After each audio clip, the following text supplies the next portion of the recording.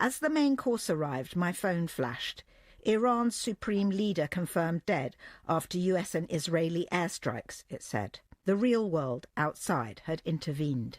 Most diners seemed oblivious, yet Jalil, I later learned, was caught up in the very crisis unfolding beyond the restaurant walls. He'd gone back to visit family in Israel when air raid sirens pierced the air, urging residents to take cover from Iranian missiles launched in retaliation for the strikes that killed the Ayatollah. Despite its reputation as an island of peace, Canaan has weathered many storms. It's received regular anonymous threats, and 2 summers ago, unknown assailants vandalised the restaurant after it hosted a queer Jewish-Muslim brunch. The biggest crisis came after the attacks of October the 7th. The restaurant closed for a while and Oz didn't want to reopen. Our messages of peace seem stupidly naive, he said. Jalil kept calling me, asking if I was okay, and I just swore at him, saying terrible things, which I now regret. Somehow Jalil kept his cool and waited for the rage to pass. He was superhuman, Oz told me, shaking his head. Oz confessed that he once burned Palestinian olive trees to clear land in his illegal West Bank settlement. Working at the restaurant in Berlin, of all places, forced him to confront his ignorance about the lives of people on the other side of Israel's security walls. When one Palestinian cook at Canaan said his father was dying in a West Bank village, Oz breezily offered to buy him a plane ticket home. I said, "Flights to Tel Aviv are only €200 right now. Why don't you take 2 days off and go and visit him?" he recalled. And the guy looked at me as if I was mad. Up to that point, Oz had no idea about the travel restrictions, security checks and detours facing most Palestinians. Oz and Jalil's next plan is a series of pop-up restaurants across Germany involving people on opposite sides of the political spectrum. Members of the AfD, Germany's extreme right party, will cook with leftists from Die Linke. I must have looked sceptical, but this ex-PR man seemed indefatigable. He and Jalil have already published 2 books, and a TV miniseries based on their restaurant will air in April. The more the Middle East descends into violence, the more Germany seeks comfort in partnerships such as this. That was Lucy Ash. I'm Pascal Harter. The producer was Polly Hope. Thanks for listening. You can hear more of the world's stories by searching for From Our Own Correspondent on bbc.com. We'll be back next weekend, so do join us again then, here on the BBC World Service.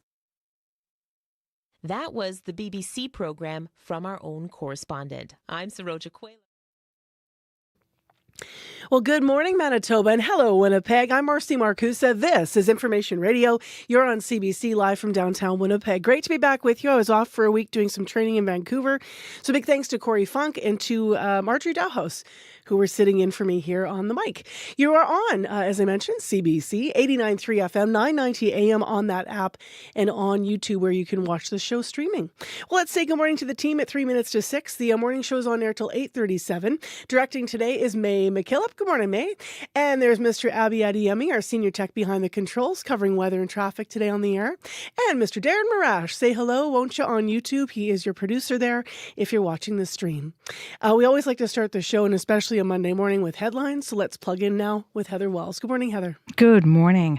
Well, there were celebrations in downtown Winnipeg celebrating the U.S.-Israel attacks on Iran. Dozens of Iranians and supporters gathered near Portageon, Maine.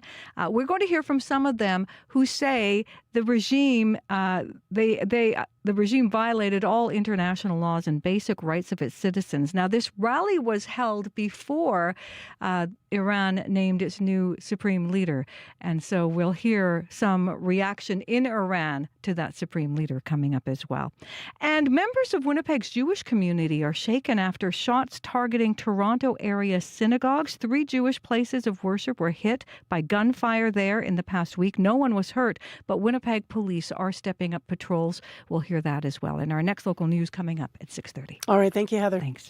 We already have some messages out from CBC to talk to Manitobans, so who are Iranian, about the new leaders. So stay tuned for the show this morning, and we'll also have local reaction. But as Heather mentioned, all the latest on that story on World Report. Also, you might be looking at the clock today going, well, hang on, what time is it? Daylight savings, of course, kicking in yesterday across Manitoba, which means it is 1 minute to 6 o'clock, even though you might feel like it's 1 minute to 5 o'clock. So change the clocks. We're going to hear how that 1 hour can actually mess with your sleep. So stay tuned. That's coming up in the program. Plus, a little bit later in the show, as Heather just mentioned, Ben Carr was in Toronto, the synagogue shot at. He's going to reflect on that today and talk to us about security being increased in Manitoba. So he will be on the program as well. Right now, though, let's plug into World Report and the latest in national and international stories. Q. Harry Styles has spent years with all eyes on him, every moment of his personal life becoming front page news. You're going to hear our Canadian exclusive interview with Harry Styles. He'll tell you about stepping away from that attention and what he felt getting to be anonymous for the first time in decades. Q with Tom Power. This morning at 10 Eastern, 7 Pacific, and on CBC Listen, or wherever you get your podcasts. This is World Report. Good morning. I'm Idil Musa. Lebanon's parliament has just extended its term for 2 more years. The country was supposed to hold a new round of elections in May, but it says that vote will be delayed due to the U.S.-Israel war with Iran and renewed Israeli operations against Hezbollah in Lebanon.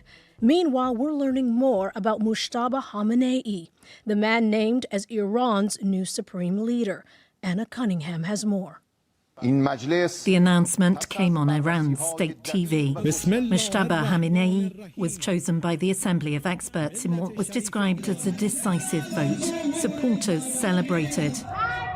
In a video posted out of Tehran, voices can be heard chanting, "Death to Mujtaba." Jason Brodsky is the policy director of New York-based campaign group United Against Nuclear Iran. Mujtaba Khamenei is a very shadowy figure. The 56-year-old has rarely been photographed or filmed. Few Iranians have ever heard him speak publicly.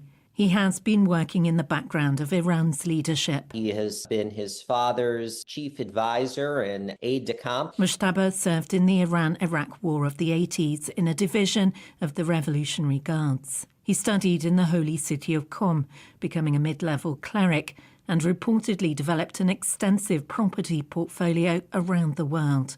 But it's his ties to the IRGC, the Revolutionary Guards, that has significance. Signals that the regime's survival and security control has essentially outweighed all of these revolutions. Explains Nega Enger, a former senior advisor at the U.S. State Department and National Security Council under President Biden. There's questions out there whether or not he is still alive. Russian President Vladimir Putin is the first world leader to share his congratulations. Putin says Russia reaffirms its unwavering support for Tehran. China's foreign ministry says it opposes any targeting of Iran's new leader, calling for the country's sovereignty to be respected.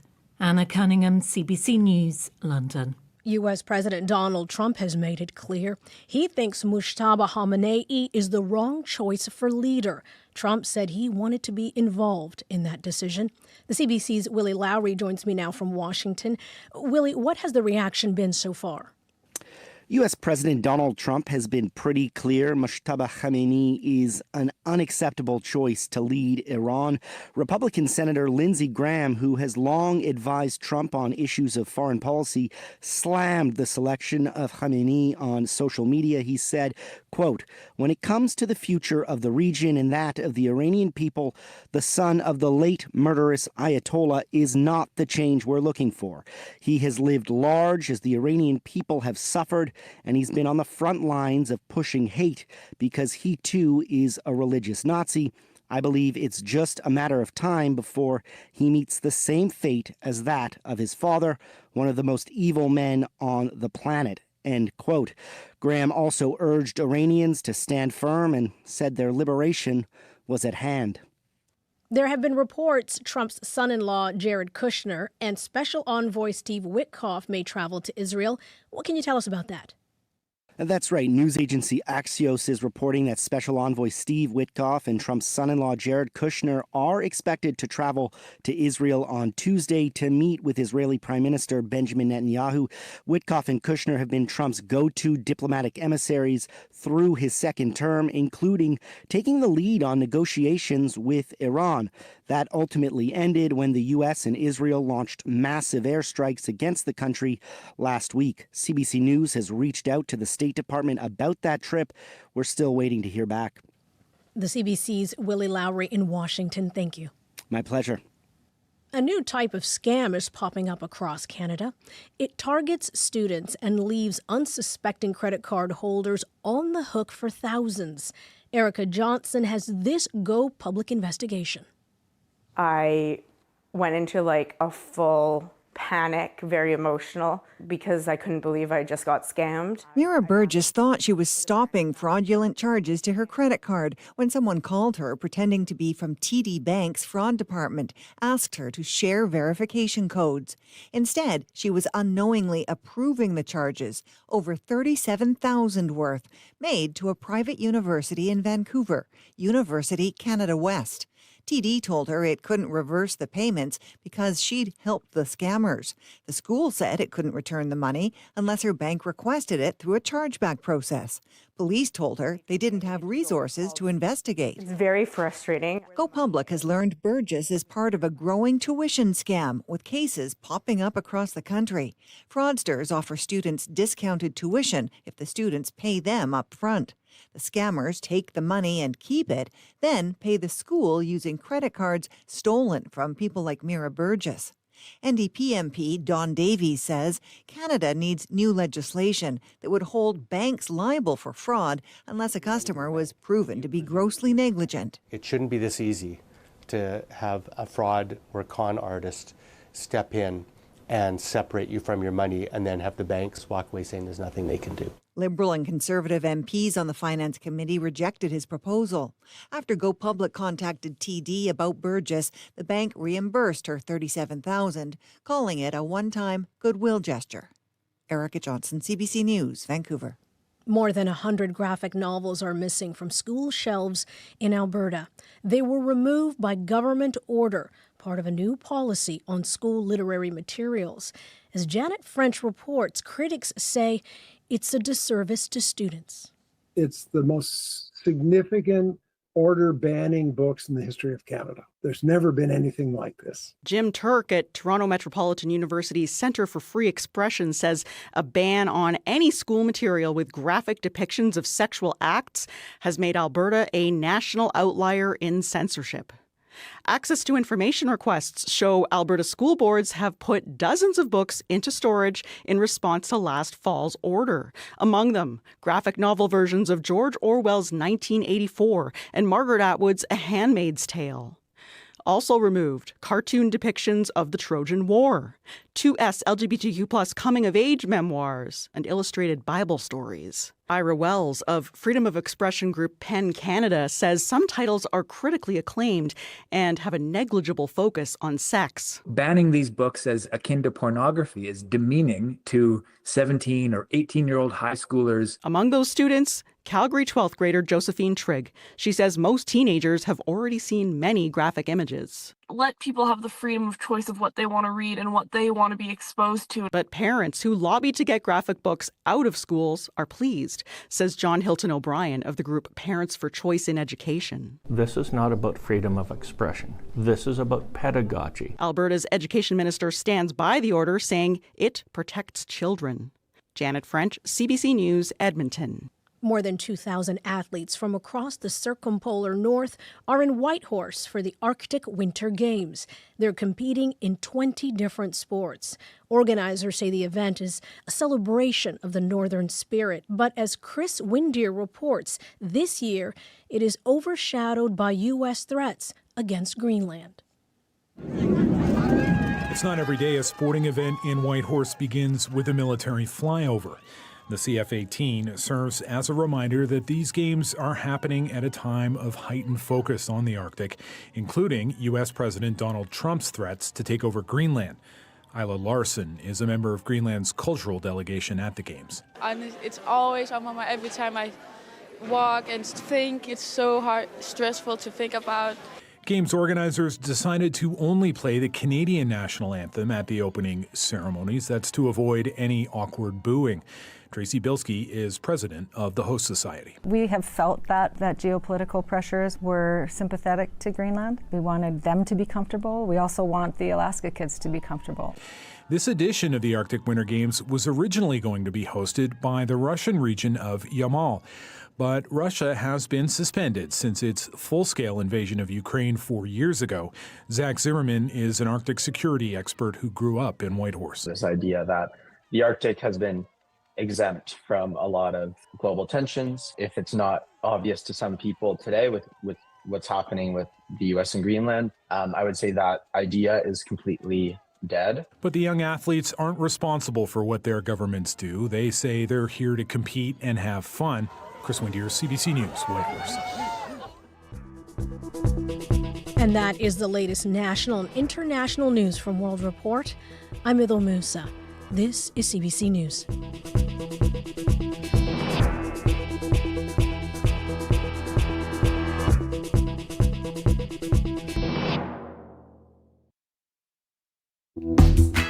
Well, yesterday's feeling like spring across Winnipeg has changed today. Our temperature will fall this afternoon, and it's very cold up in Churchill and Dooley.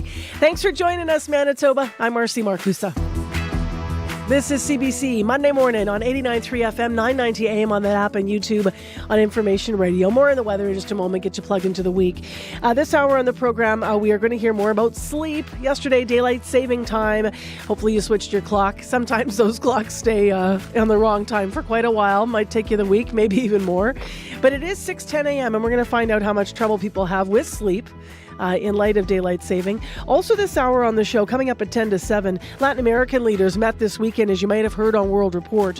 They're discussing a U.S. plan called the Shield of the Americas. Their goal is to crack down on migration and drug trafficking. We're going to lean into what was said and happened there. But we do begin with some expanded reaction to the new supreme leader who's taking over in Iran.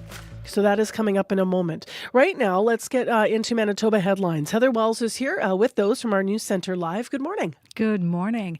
And events in Iran were causing celebrations to continue in downtown Winnipeg yesterday. Dozens of Iranians and supporters near Portage in Maine. Ratman Teimouri says the war was the last option for the region, but he supports the military intervention even if it violates international laws. He says the regime has violated all international laws and basic rights of its citizens. This celebration happened yesterday before the announcement of Iran's new supreme leader. So we'll hear more about that. And as measles cases rise across the province, health officials worry about Manitobans being too young to be vaccinated. Those stories coming up in our next local news at 6:30. Heather, I spent the week in Vancouver doing some training, and cherry blossoms were just coming out. I was going to ask, was it too early? It was just a little too early. On my way to the airport late Friday, I could just see the buds bursting on a few of the trees. So I think I missed it by about a week or so. Darn, hey, beautiful. It's so beautiful. Yeah, so green though. But I have to say, I was doing some bragging about our prairie sunshine because they were in a period of a lot of gray and rain. So apparently their winter's been really rainy there. So. And we had some beautiful sunshine yesterday. You could actually feel the warmth. It was so spring-like yesterday. Thank you, Heather. Let's turn our attention to Abby and find out about today. Good morning, Abby. Nice to see your face. Marcy, nice to see you. Yeah, what's up today? Well, it's a cold and wintry morning across the province. We're going to be seeing a mix of sun and clouds in the southern part of the province. However, we're getting biting wind chills settle in the northern part where we have this yellow warning in effect for parts of northern Manitoba. We're talking about stretching from Brochet all the way to Tuduli Lake this morning. We're looking at dangerously cold wind chills between the values of minus 45 and minus 50 this morning. Now, while things should moderate slightly during the day, Tuduli Lake is expected to, fall back into these extreme wind chill levels again overnight. Then in the Churchill region, we're looking at wind chills near minus -50 right now, Marcy. And this is really going to stay with that part of the province into the afternoon period. Though at this temperature, we already know the risk of frostbite is on the high side in minutes. So take it easy. But for Winnipeg right now, more like -9 at this time. Cloudy conditions. You should expect a mix of sun and clouds in the city. We're seeing temperatures fall to -12 sometime this afternoon before just climbing a bit later in the afternoon with some breezy conditions from the northwest. The wind chill is going to be feeling like -20 at that time. Across the southern regions, we're seeing temperatures also between -8 and -10 with periods of cloudy conditions for the southern region. While up north, those dangerous wind chills will definitely be felt this morning, so take it easy. You will feel it between -45 and -50. But Winnipeg, we're hovering between -9 and -10. We're going to stay there for most of the morning before we fall to -12 later in the day. All right, thanks, Abby. Thank you. That's how we're starting Monday. Let's get into the commute briefly, though. May McKillop is in directing the show and filling in for Corey. Hi, May. Good morning. Not hearing about anything on the commuter line so far, but it is one of those kind of slushy, potentially slippery days on the road. I know I needed to give my car an extra couple minutes to warm up and had a thick layer of wet snow to brush off of the car. So if you're listening from home before you're hopping in your car, you might want to give yourself a couple extra minutes and prepare for some potentially slick roads underneath that layer of wet snow. Similar with Manitoba 511, taking a look at the highways, some partly covered conditions, so keep an eye on that. And again, check Manitoba 511 for highway driving. Anything going on the commute, I'm standing by to take your calls. You can give me a call at 204-788-3093.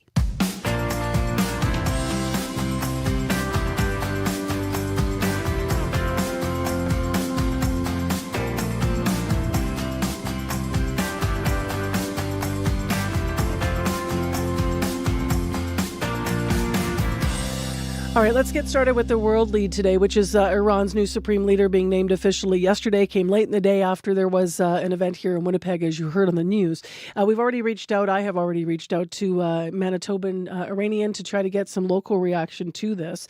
But we can lean into some more details of what we do know. So Iran's clerical body made the choice on who's going to take over the supreme leader. This, of course, after the death of Ali Khamenei.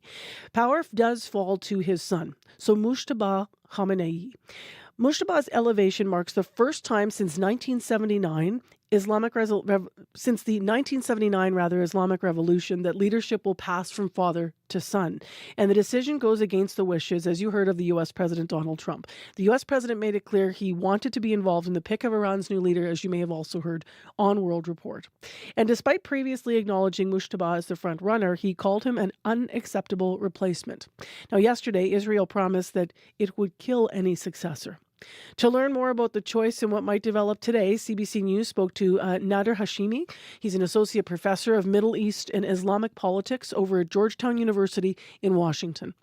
Yeah, the path will remain the same. That's why he was, appointed, because he represents continuity with the existing political system. Internally, he has the loyalty of the ruling elite, so that's why he was elected. There's other problems that he faces, though, because the Iranian political system was predicated on the idea of a senior cleric being the guide of the revolution, the most powerful figure by virtue of his erudition within Islamic seminaries. Mujtaba Khamenei is considered to be a junior cleric, a mid-ranking cleric. It's like appointing someone with a master's degree to head an academic department. If he's presented with that position, the rest of the faculty who have expertise are going to raise questions. It doesn't work from that level. But I'm speaking, of course, within the framework of the seminary system within Iran. So he has that credibility problem. But politically, this is also a problem for two other reasons. One, his name is despised by many Iranians, so that doesn't help him, with public support. And in fact, it detracts from, his legitimacy in terms of the Iranian population. And then finally, Iran always presented itself as different from the other dictatorships in the Middle East, where the father would die and the son would be appointed, and there was effectively a hereditary dynasty. Iran always claimed that it had a much more open and popular system. Well, look what we're talking about right now. Iran does have very much a hereditary system, a dynastic system. And I suspect, that was a cause for concern among the ruling elites when they were thinking about succession. But because this is an existential moment for the Islamic Republic, given the overwhelming military assault on Iran, that he was, all things considered, the safest candidate, the one that had the support among the ruling elites. And that's why he's in this position right now as the new supreme leader. Unfortunately, my view is that when all of this is said and done and the war finally comes to an end, Iranians will find themselves more impoverished under a much more repressive authoritarian regime with very little prospects for, their economic situation improving or their political situation improving, because this new regime that will consolidate itself will be more strongly entrenched in power, and they'll be able to invoke a national security crisis to do whatever they want to round up any opposition. And so the prospects look, very grim for the Iranian people. I keep saying in all of these interviews that they are the big losers in this equation. And unfortunately, the international community, one wants to be objective about it, and this includes Canada as well, has really not put the plight of the Iranian people and their emancipatory rights and their democratic and human rights at the center of their foreign policy. It's largely been rhetorical, statements that we care about the Iranian people, but we don't really do much for them. This morning, some small developments in this country in terms of the political reaction. The government House leader has proposed a debate on the Middle East and Iran tonight in light of the developments.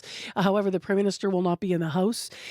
We have just been listening to Nader Hashemi, who's an associate professor of the Middle East and Islamic politics at Georgetown University, in conversation with CBC. And so, as I mentioned, CBC News locally here, we have reached out to some Iranian Manitobans for reaction to the choice of Iran's new supreme leader.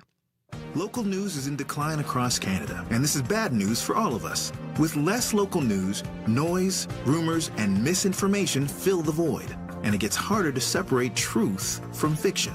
That's why CBC News is putting more journalists in more places across Canada, reporting on the ground from where you live, telling the stories that matter to all of us. Because local news is big news. Choose news, not noise.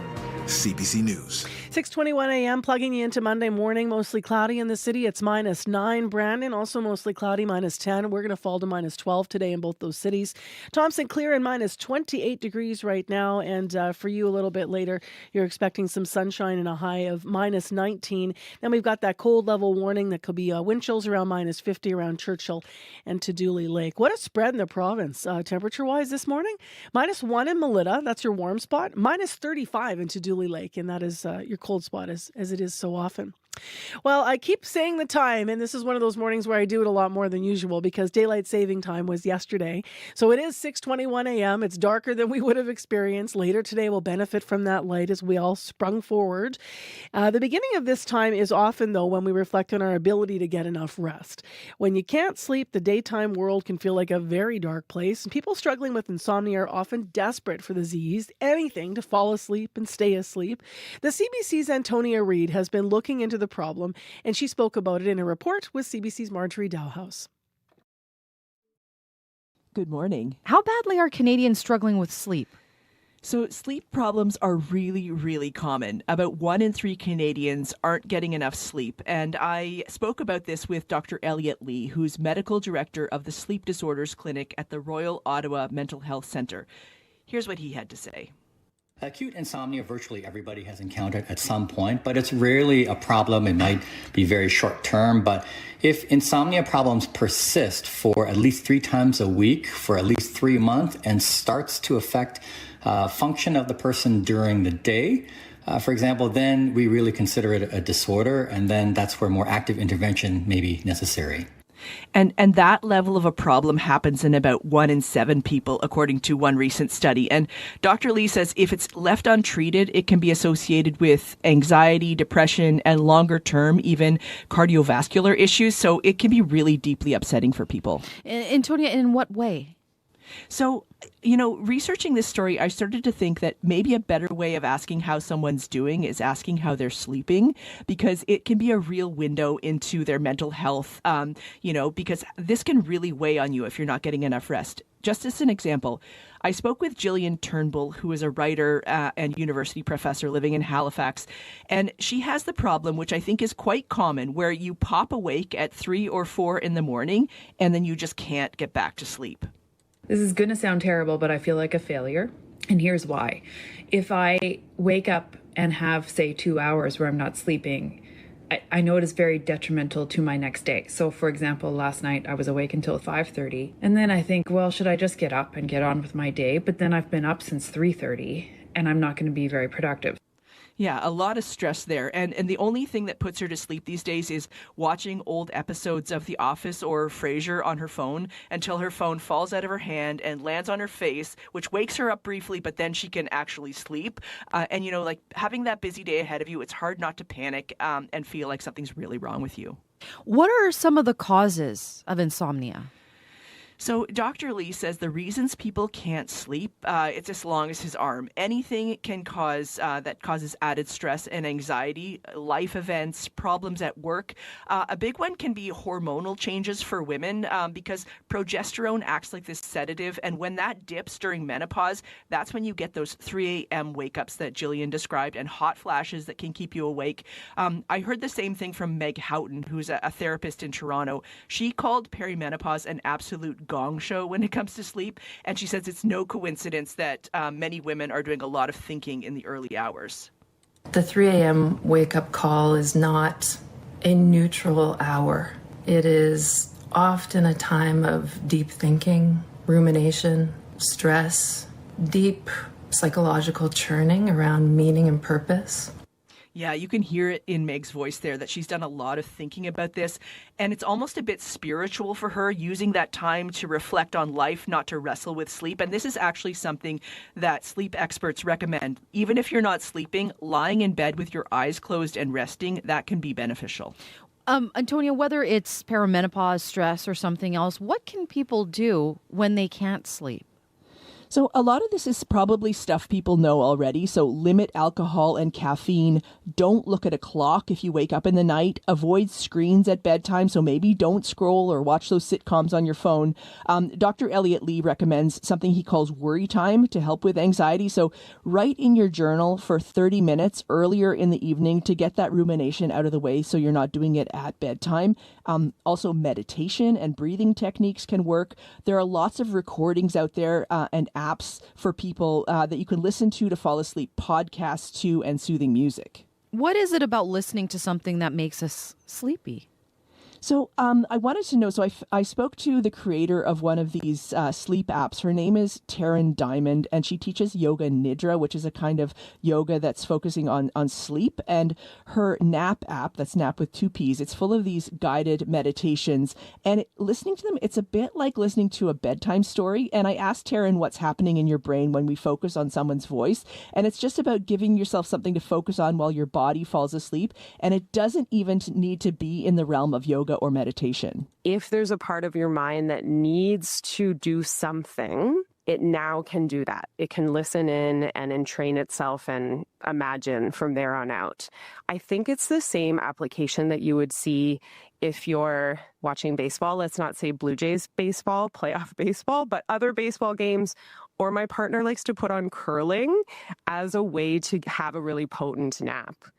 I'm going to say that's because curling is soothing, not because it's boring. How about that? Okay. Curling, good tip. What about medication, Antonia? So it's interesting because I thought this was going to be the first line of defense. And I did hear from people who tried self-medicating with things like CBD or, that old-fashioned remedy of a strong drink. But if we're talking pharmaceuticals, Dr. Lee says in his experience, these types of drugs, sedatives, for example, they might work short-term for severe insomnia, but they don't tend to help in the long term. For the most part, chronic use of sleep medications is generally not that helpful. I mean, there are exceptions depending on what kind of disorder the person might have. It's quite interesting. The drive for sleep is actually very, very strong in the body. It's almost as strong as the drive to breathe. And so as long as we don't do things to sabotage that drive, like using cocaine or something like that, then if we're able to let the body sort of let that drive take over, then that drive often, for most people, can take over, as long as we sometimes we have to get out of our own way. Yeah, so in case that wasn't clear, clearly, definitely no stimulants like cocaine before bed. But one of the best treatments, he says, is something called cognitive behavioral therapy, which is a short, goal-oriented type of psychotherapy, usually about 6 to 10 weeks, and you can focus it specifically on sleep, and that can help. But in the end, it's really important to avoid catastrophic thinking. Harder to do than it sounds, I know. But if you have one bad night of sleep, don't stress, because thinking about not sleeping is only going to make you stay awake. All right, some really good tips in there. Antonia, thank you so much for joining us today. You're welcome. Antonia Reed in conversation there with CBC's Marjorie Dowhouse. Antonia is a producer for CBC Radio. Of course, we're doing the sleep interview the morning after daylight saving. Well, I guess it's 2 mornings technically. Time right now is heading up to 6:30. We do have some traffic issues developing. We've got really slippery conditions, and May McKillop is in to tell us where we've been getting calls from. I got a call about some icy conditions on the northwestern perimeter, both on north perimeter and the west perimeter. So Carl called to say that he saw 4 vehicles in the ditch on westbound north perimeter between Highway 6 and Pipeline.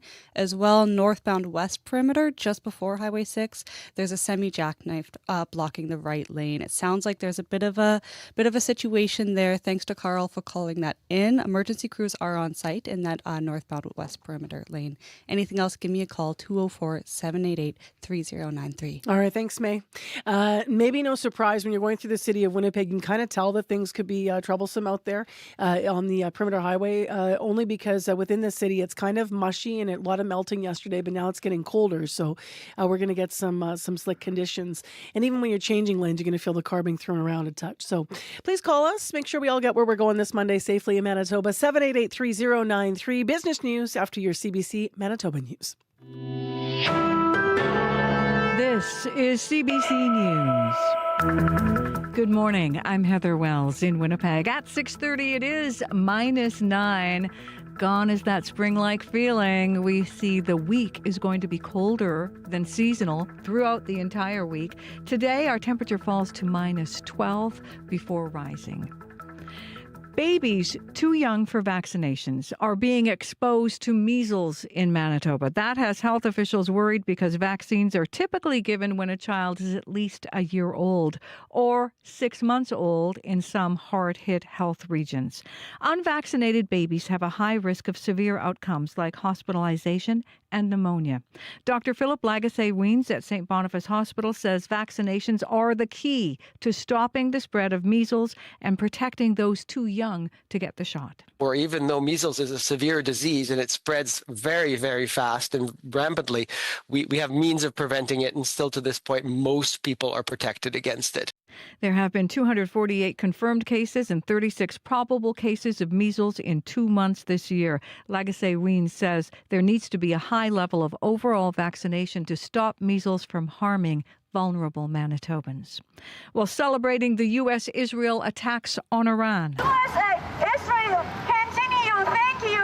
USA, Israel, continue. Dozens of Iranians and supporters near Portage in Maine yesterday. Ratman Teimouri says war was the last option for the region. He supports the military intervention from other countries, even if it violates international laws. This is a regime that violated all basic rights of its own citizens. So I think the international law and many international organizations, with all due respect, they failed the people of Iran as well. And I think what this conflict actually proved was the limitations of the international law when it comes to protecting civilians.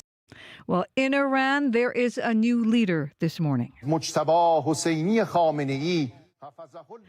Iranian state television announcing the name of the country's new supreme leader just after midnight, and it is the son of the previous leader who was assassinated last weekend when the U.S. and Israel launched the attack against Iran.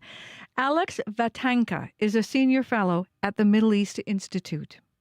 The appointment of Mujtaba Khamenei is the reflection of the fact that the hardliners in that system now have the upper hand. Not only are they saying they're going to continue this fight, at least in the short term militarily, but they're also saying politically they have a game plan.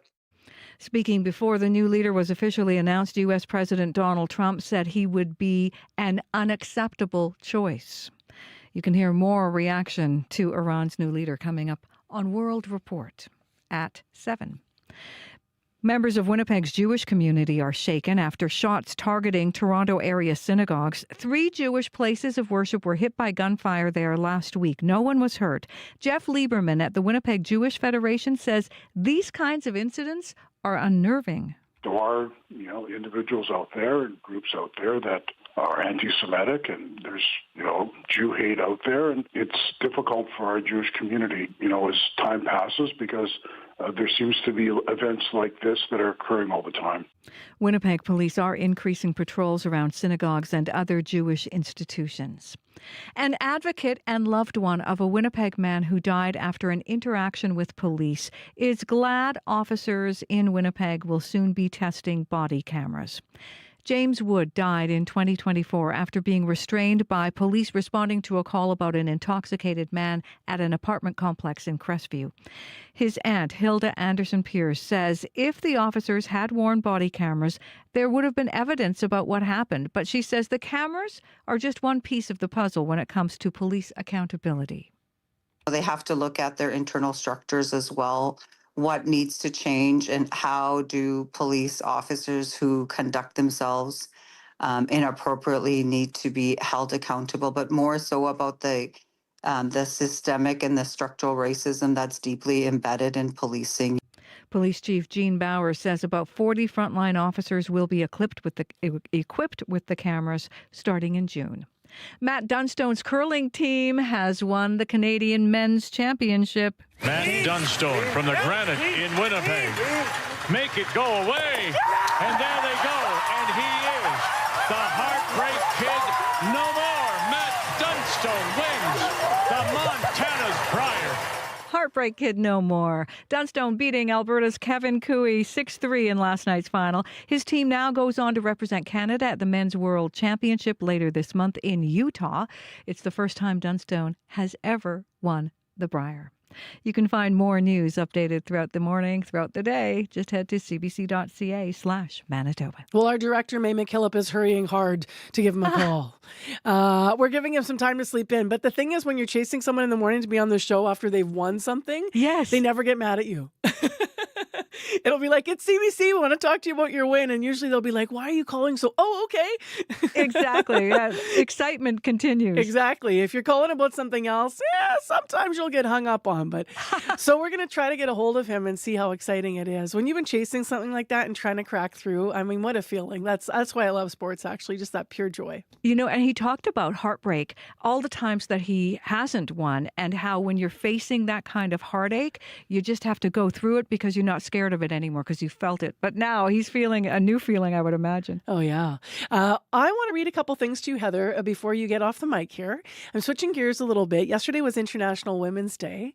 You were a woman that's inspired me so much and helped me through my whole career. And I always say, of all the people I've sat by on the air here, you're the most constant, right? I mean, through all different... I just keep waking up every morning. As do I. I've worked with some great teams, but I just want to thank you. But I want to read some comments here because I asked people on my Facebook page to shout out a nugget of wisdom from a woman in their lives. And we got some really lovely ones. So before we sort of leave this idea behind on yesterday, I want to acknowledge some of these wonderful responses. Rebecca Bilski wrote, and she says, I'm paraphrasing, but as a young person, when you go to university, you're spending money to invest in your head. When you travel, you're also investing in yourself. You obtain experiences and growth that people who go straight to university don't get. End quote. And she said, I'm having conversations with my 12-year-old now about studying. And she goes on to reflect that it's not something she did, but she's mindful of. I know that you have had, a lot of your kids have traveled the world, so they've had that kind of education. Absolutely. And you're right. It is. As much as, yes, studying is so important, but experiencing the world and learning that way about other people and cultures, and it's, incredible. A couple more little ones here I'll share. I can let you go, Heath. I know you got to get back to the newsroom. Thank you so much. That's great. Thanks. Before we turn to the forecast here, I'll share a few more that you've written into CBC. Amanda LaRouche simply wrote, ask for what you want. You just might get it. which I love. I love that piece of advice. We also have Barbara Froman writing in. Pardon me. This one comes from Rosie Goodman. It says, there's lots of fish in the sea, but some are fishier than others. I kind of like that one. And then finally, Diane Poulin writing, my mom said to me, it is what it is. You will always get your turn. My second mom, she says, my best friend's mom, said, love is a rose, but you better not pick it because it only grows when it's on the vine. And she was quoting a country lyric there. There's just a lot of stories here that are shared. I don't have time to share them all, but if you want to go to my Facebook page, you can check out some lovely sentiments and maybe add your own, a nugget of wisdom from a woman in your life. Yesterday, of course, was International Women's Day. All right, today is Monday morning. Let's check in with the weather for this Monday, March 9th already. Kind of a mixed bag. Abby's here with the regions. Yes, Marcy, mixed bag. We have yellow warnings in effect across parts of northern Manitoba this morning. This is spreading from Brochet towards Tudula Lake this morning and the Churchill region, where we're seeing dangerously cold wind chills between the values of minus 45 and minus 50 this morning. This just means frostbite in minutes. So take it easy. Now, while the southern regions will be enjoying some mild temperatures between 0 and minus 16 this morning, Winnipeg is at minus 9 with, cloudy conditions. You can expect a mix of sun and clouds later today. We'll see temperatures fall to minus 12 this morning before climbing again. But you would notice those breeze from the northwest later in the day. Now, for the northern region, all the way towards Headingley and Port La Prairie, we're looking at temperatures around minus 5 at this time. Temperature falls to minus 10 this morning with, breezy northwest winds also coming your way. Now, Brandon tracking it towards Nippo and nearby communities. We're seeing temperatures sitting between minus 10 and minus 11 at this time. Cloudy conditions you do have. Temperature falls to minus 12 with breezy morning winds and a risk of, you might see some flurries in the mix sometime this morning. For the Dauphin region, tracking it towards Roblin, conditions are clear, minus 17 at this time. You warm up to minus 9 later in the day, though the wind chill this morning feels like minus 23. Now, for the northern part of the province, we're looking at the powerful influence surrounding communities. We're seeing temperatures between minus 21 and minus 24 now. You warm up to minus 15. Thompson, out towards Split Lake, we're seeing minus 28 along that region. Expect a sunny day. You warm up to about minus 19, though you deal with a wind chill of minus 34 today. Gillam and Lynn Lake, between minus 30 and minus 33 this morning. Ice crystals in the air, clear conditions. You reach highs near minus 21, though the extreme wind chill is in play in that part of the province. It feels like minus 42 for that part of the province this morning. Then tracking to Tudula Lake this morning, where we have a warning in place, minus 35 and clear. Highs will be around minus 26, though it's dangerously cold with the wind chill factored in. It feels like minus 48 at this time. While Churchill, we're looking at temperatures close to minus 35 in some regions. Some hazy conditions spotted there. You see your high around minus 27, but the wind chill you deal with this morning before things will settle is close to minus 50. So a frostbite in minutes on exposed skin also. Overall, Marcy, the province is just split between cloudy conditions, some breezy conditions in the south, and those dangerously cold wind chill in the northern part of the province that will be coming with some sunshine, but it's not going to be warming things up really much. Winnipeg right now, minus 9. All right. Yeah, it's going to be a sundog day, I bet, up north. Thanks, Abby. We do have icy conditions causing some issues here closer to Winnipeg. May McKillop is in to tell us about the call she's been getting. Hi.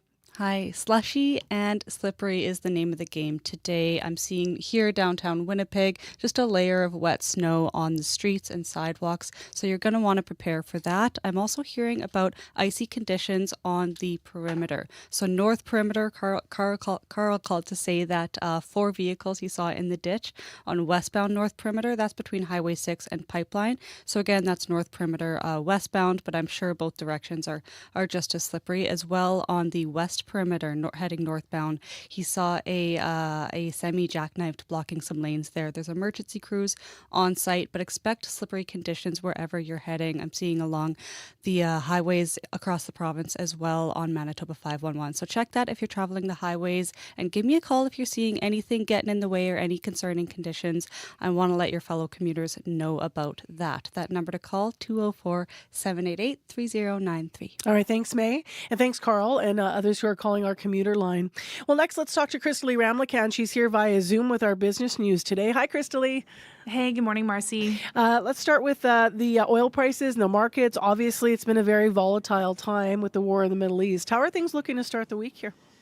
Well, oil prices briefly reached nearly $120 a barrel as the war disrupts oil production and shipping. Crude prices have jumped more than 50% since the war started, spiking to their highest levels in 14 years. However, crude prices have fallen a little bit today after the Financial Times reported members of the Group of Seven industrial nations are considering releasing some strategic oil reserves to ease pressures on supplies. But oil is still trading over $100 a barrel right now. And supply concerns have, really driven gas prices higher too. So, I'm sure anyone who was driving around this weekend saw that fuel prices have been climbing across the entire country. Surging oil prices have also jolted financial markets. So shares have tumbled around the world. European shares opened down more than 2%. And benchmark shares in Japan and South Korea have also plunged more than 5%. To another story here in the news today, business news that is, the war could also affect grocery prices, we're understanding. And why is that? Yes, that's right. So experts say the war is going to be harmful for the economy and that the ongoing war is expected to impact Canada in a number of different ways, including at the grocery store. So experts say wars that happen before the fall harvest season tend to have an impact on food availability in many countries. So war can disrupt shipments of fertilizer and the petrochemicals and fuel used in food production, particularly amid shifts linked to climate change. And experts say this war has come at a terrible time when it comes to agriculture, and it's going to have all kinds of knock-on effects. So consumers could feel the jump in global energy prices at the grocery store too. And that's because the shorter shelf life of fresh food means greater vulnerability to global shipping disruptions and changes in freight rates that ultimately are passed on to consumers. And liquor store sales are down once again when we look at the latest stats. What other details do we have on this? Yes, that's right. So recent data from Statistics Canada shows liquor stores saw a 1.6% drop in sales last year. It's the fourth year in a row volume sales have declined. And it's not just here in Canada. Alcohol consumption has been going down throughout North America, Europe, and in other places. And there are a few reasons for this. So one, there's been an increase in awareness on the negative effects of alcohol. So the World Health Organization and other public health organizations such as Health Canada have warned people about the risks of drinking. People might be cutting down due to affordability issues, and young adults have reduced their drinking at a higher rate. But you know what? No booze could be a business opportunity. So non-alcoholic bars are popping up. They started mostly as niche spaces for sober people in recovery to gather, but they are opening more frequently. However, of course, because, people are not inebriated and there aren't, drunk people ordering rounds of shots, the business, of course, can have tighter margins.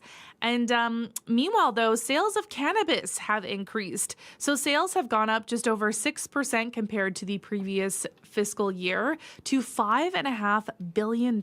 So maybe that speaks to some people changing habits from one thing to another. But that obviously needs some more data, needs some more mining. All right, Crystalie, thank you. We'll talk to you tomorrow. Okay, thanks, Marcy. Every morning we check in with Crystalie Ramlakan with our CBC Business News.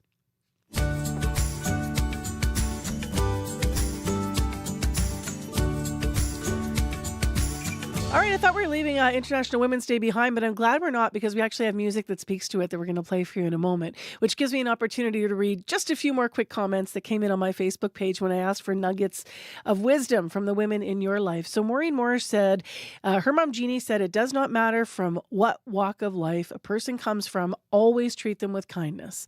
And what a nugget that is. Jojo P. Coco making us feel good about the city, saying, don't look for the right place to live, look for the right people people who make where you live the right place. And she says her mom's lived here for 50 years because she's made all these connections in Winnipeg. And finally, Audrey Minash says, confident, conscious women know that competition's an illusion. It's not about me versus you. It's about doing what we can to lift each other up. When one of us rises, we all rise. And that's kind of what Alison Russell talks about in her next song. It's called All of the Women.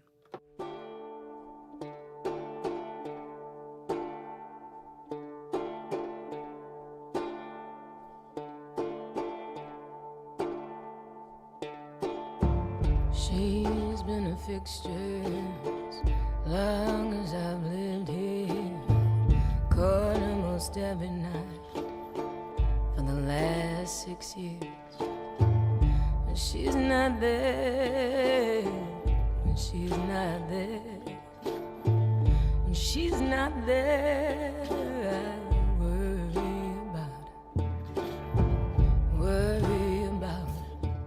Think of all of the women, all of the women, all of the women who disappear, who disappear. We've made friendly acquaintance, sometimes we talk. She likes the way that I smile and sing as I walk. I like a fabulous outfit, so proud when she moves. She says I used to be a dancer. Some grace you don't lose, some grace you don't lose.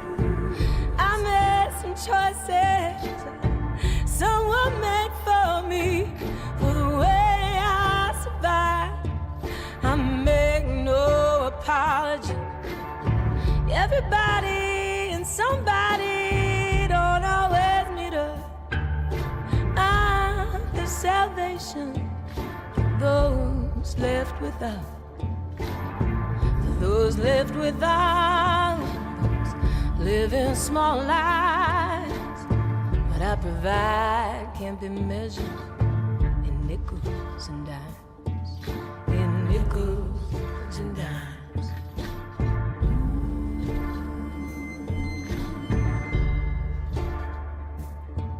I ask, what about the bad days? Don't you ever get scared? Well, I've had my share, honey, but it's fear I can bear. It's fear I can bear. 'Cause I'm stronger than eggshells, I'm tougher than love. Never been despised so much or hit so high. Alison Russell and All of the Women. It's a good one to really turn up loud and listen to in recognition of International Women's Day, or frankly any day with her voice. It's so building, eh? Gets in your bones. It is 9 minutes to 7 o'clock on 89.3 FM. I'm Marcy Marcusa. You're on CBC this morning, the day after International Women's Day. It's Monday, March 9th. It's -9 and mostly cloudy in the city. Well, Latin American leaders met this weekend to discuss a U.S. plan called the Shield of the Americas. The goal is to crack down on migration and drug trafficking. Leaders from Latin America meeting with Trump to coordinate all the different challenges, but major countries, including Mexico and Brazil, did not take part. And to look at the initiative, David Agron is with us, freelance reporter covering Latin America, and originally from Winnipeg, which I only need to say because he's wearing a Jets hat on Zoom today. Hey, how you doing? Doing well, thank you. Good. Tell me exactly what the Shield of Americas is and explain to listeners why they're launching it now. Sure. This Shield of the Americas is a military initiative, obviously proposed by the Trump administration to go after drug cartels and illegal migration in Latin America. And, you know, Trump is describing it as an anti-cartel coalition. So basically, it's doubling down on the old approach of going after drug cartels at the source, be it in Mexico, be it in the Andean region of South America, stopping, trying to this supply side approach of going after drug cartels. It has obviously a very checkered history. What tends to happen is one drug cartel gets diminished, but some other criminal organization comes in and takes its place. And there's obviously this issue of demand in the United States. And then with migration, it should be said that migration is something that a lot of it in recent years had come out of Venezuela. But basically, the Trump administration has basically forced Mexico to crack down on migration. So migrants tend not to get to the U.S. border in very big numbers anymore.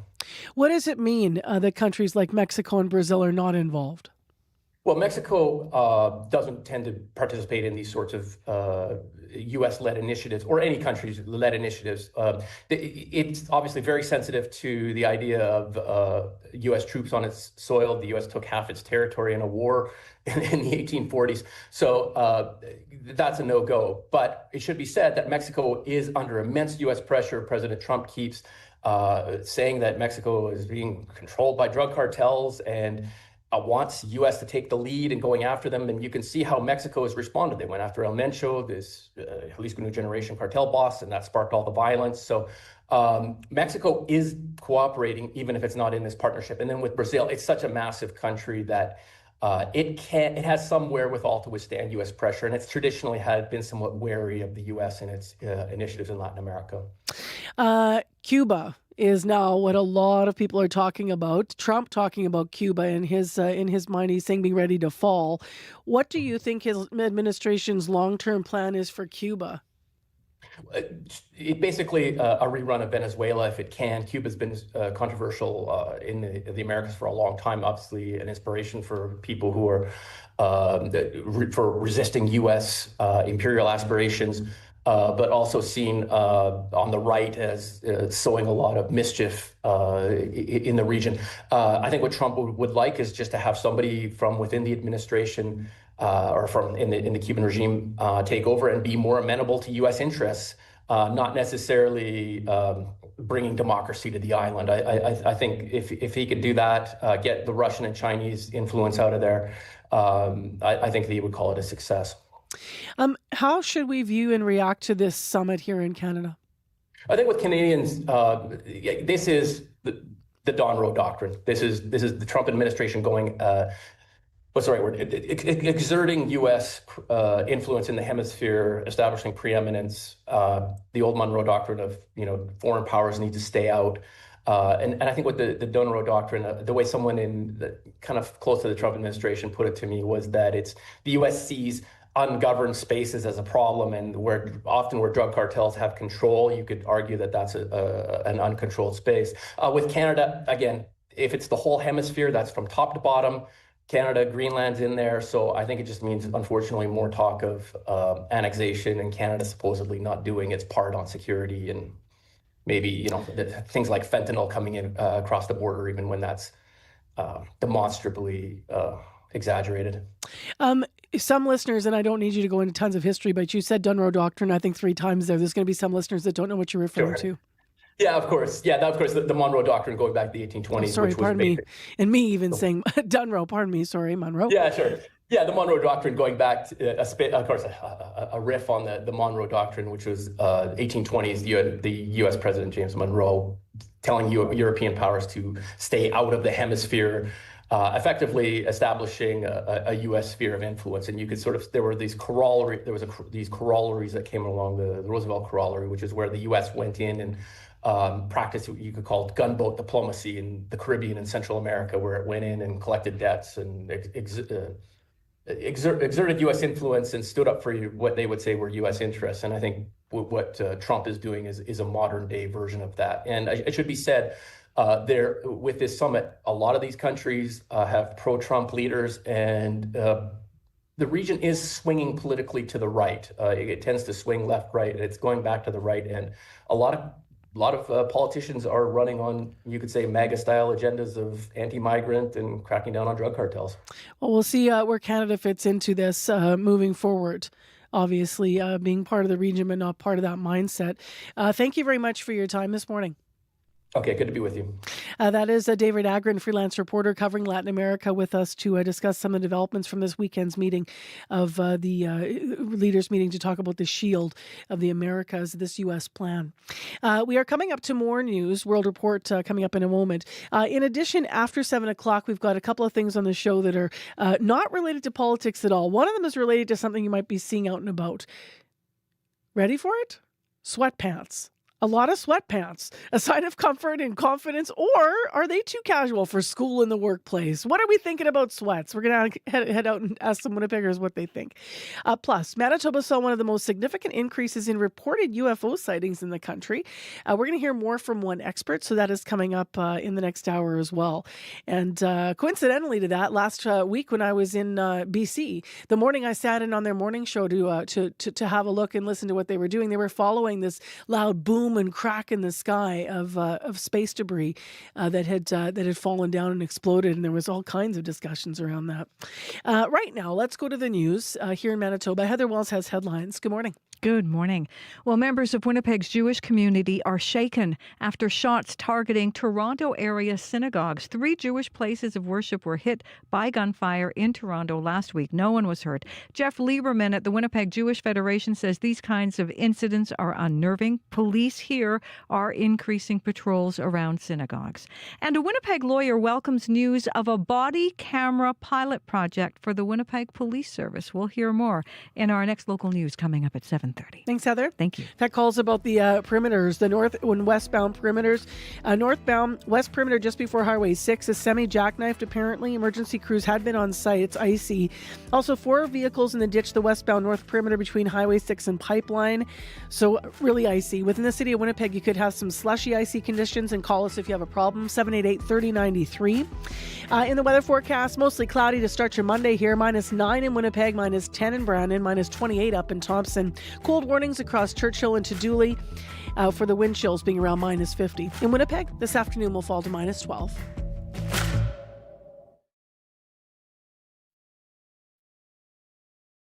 On the current. It seems that every day we're reminded that we live in an era of great power rivalry. Mark Carney has been Prime Minister for a year. It has been an eventful one, including this last week of travel around the world. Our National Affairs panel on Carney's year and Pierre Poilievre's first foreign mission coming up on The Current. The Current with Matt Galloway. This morning at 8:37, 9:07 in Newfoundland, and on the CBC Listen app. This is World Report. Good morning, I'm Idil Musa. Israeli police say at least one person has been killed by an Iranian missile. It struck during an overnight attack in central Israel. The conflict in the Middle East growing even more tense today, with the appointment of Mujtaba Khamenei as Iran's new supreme leader. U.S. President Donald Trump has called him an unacceptable choice. The CBC's David Common is in Amman, Jordan. David, what do we know about this new leader? Ithel, his selection signals a hardline victory. They intentionally chose to go with him, not a more pragmatic, moderate leader. The 56-year-old may seek vengeance. His father was killed just a week ago, so too was his wife. Mujtaba has deep ties to the IRGC, making it easier for him to now consolidate power. But for Iranians, he is saddled with his father's name. It's what got him the job, and it makes it look like they've gone from a theocracy to a hereditary succession. Israel will almost certainly try to kill him. That is, if they can find him. He has the potential at the age of 56 to be there a long time. Not seen as the most religious figure, but that concern has clearly been bypassed because it was a group of clerics who chose him, and he, like his father, would likely seek to put down any protest or signs of rebellion right now. How is Washington likely to react to this selection? Trump has already said he is not happy. The president wanted to be personally involved in the selection of Iran's next leader. The question is, the Americans and the Israelis have different goals here. Israel wants to be the region's major power broker. The only way to do that is decimate this regime, which is very deep inside Iran. And we are told through Axios in the United States that American officials very unimpressed with Israel right now after it struck those major oil depots around Tehran. The worry is by striking a place that civilians rely on for gasoline, they will drive Iranians into the arms of the regime. They may not like the regime, but are they now worse than those bombing them? That is the question. The CBC's David Common in Amman, Jordan. Thank you. Thank you. Iran is resuming attacks across several Persian Gulf states. Target destroyed. Footage from Saudi Arabia's military claims to show its air defenses intercepting Iranian drones. 2 waves of attacks were reportedly targeting a major oil field. There are also reports of fresh strikes in Bahrain, Qatar, Kuwait, and the United Arab Emirates. The CBC's Megan Williams has more. More Iranian missile and drone attacks were reported across the Gulf this morning. Here in the United Arab Emirates, 2 people were injured when debris fell after air defense systems intercepted a missile over Abu Dhabi. In Bahrain, witnesses say smoke was seen rising around the Babco oil refinery after a drone strike in a nearby industrial area caused injuries and damage. The refinery's operator later announced a force majeure, a declaration that the crisis will not allow it to meet contractual obligations. Across the region, the economic fallout is mounting. Oil prices jumped about 20% in early trading Monday in Asia, their highest levels since mid-2022, amid fears of supply disruptions and a prolonged conflict. Iraq has cut production at its main southern oil fields by about 70%, while Kuwait and other Gulf producers are also reducing output. Meanwhile, travel chaos is deepening. Much of the region's airspace is restricted because of missile and drone threats, and more than 37,000 flights have been canceled since the war began. Travelers are scrambling to leave, using chartered flights, overland routes, and for those who can afford it, even private jets. Megan Williams, CBC News, Dubai. Prime Minister Mark Carney is busy dealing with the fallout of the Iran war. Over the weekend, he held a series of briefings and meetings on the crisis. And yesterday, Carney had a phone call with the U.S. president. With more on this, let's bring in Janice McGregor from our Parliamentary Bureau. Janice, the Prime Minister's office doesn't always tell us when he speaks to Donald Trump, but they did last night.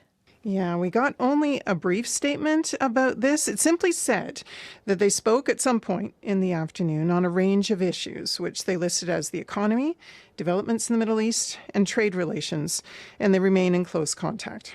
The Prime Minister also brought together the government's incident response group yesterday. What was the point of that meeting? Ministers and senior officials on that call focused on 2 things. First, the ongoing consular efforts to help Canadians in the region. Over 5,000 as of yesterday have requested travel assistance. Notably, there seems to be a gap between the number asking about leaving and how many are actually able to do so. The Prime Minister also updated this group on his recent discussions with regional and G7 leaders. Yesterday's statement reiterated Canada's support for de-escalation. The House of Commons returns today, and MPs will have their first opportunity to debate the events of the last week. Yeah, Conservative leader Pierre Poilievre's been calling for a debate on the global energy crisis sparked by this war. Interim NDP leader Don Davies also out with a letter this morning calling Canada's support for attacks on Iran troubling, saying there are serious and unresolved questions about Canada's involvement. Late yesterday, Government House Leader Stephen McKinnon said the government's proposed a debate on the hostilities in Iran and the Middle East and the impact for Canadians abroad. But the Prime Minister's office says Mark Carney will not be in the House today for either question period or this evening debate. The CBC's Janice McGregor in Ottawa. Thank you. You're welcome. Online and mail-in voting begins today to elect a new federal NDP leader.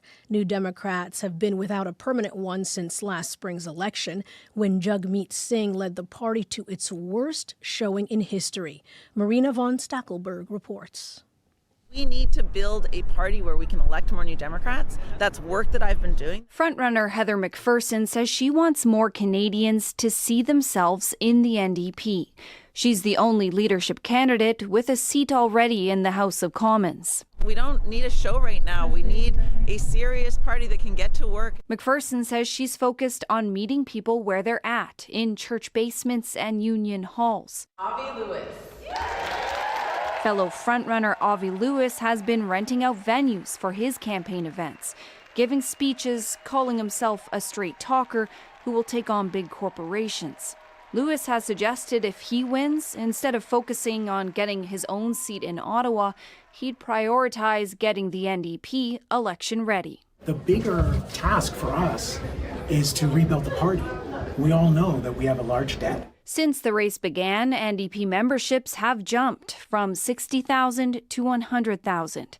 But elections analyst Eric Grenier says the federal New Democrats continue to poll as low as they did on election night. The biggest challenge for the NDP is simply to get relevant again. Union leader Rob Ashton, social worker Tennille Johnston, and organic farmer Tony McQuail are also running for leader. The winner will be announced at the NDP's convention in Winnipeg, March 29th.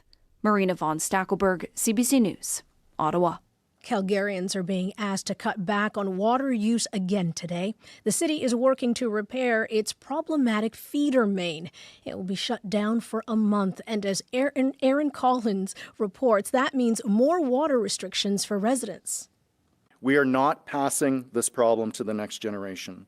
We are fixing it, and it stops with us. Calgary's mayor determined to fix the city's problematic pipe once and for all. Jeremy Farkas says this shutdown, one of two needed before it can be replaced. We are moving at a breakneck pace, doing what hardly any other city in North America could do, build in one single year what would otherwise take 4. The pipe delivers 60% of the city's potable water, and as it is shut off again, Calgarians will once again need to cut back on their water use. It is a bit of an inconvenience, especially if you have to go to work, school, or anything like that. I think it's frustrating for sure, but at the same time, you remember the first initial days that you have to restrict it. But infrastructure woes aren't unique to Calgary. Maddie Simiatiki is the director of the Infrastructure Institute. He says the roads, pipes, and transit systems in many Canadian cities are crumbling, and repair work needs to ramp up. Canada has 2 seasons, winter and construction season.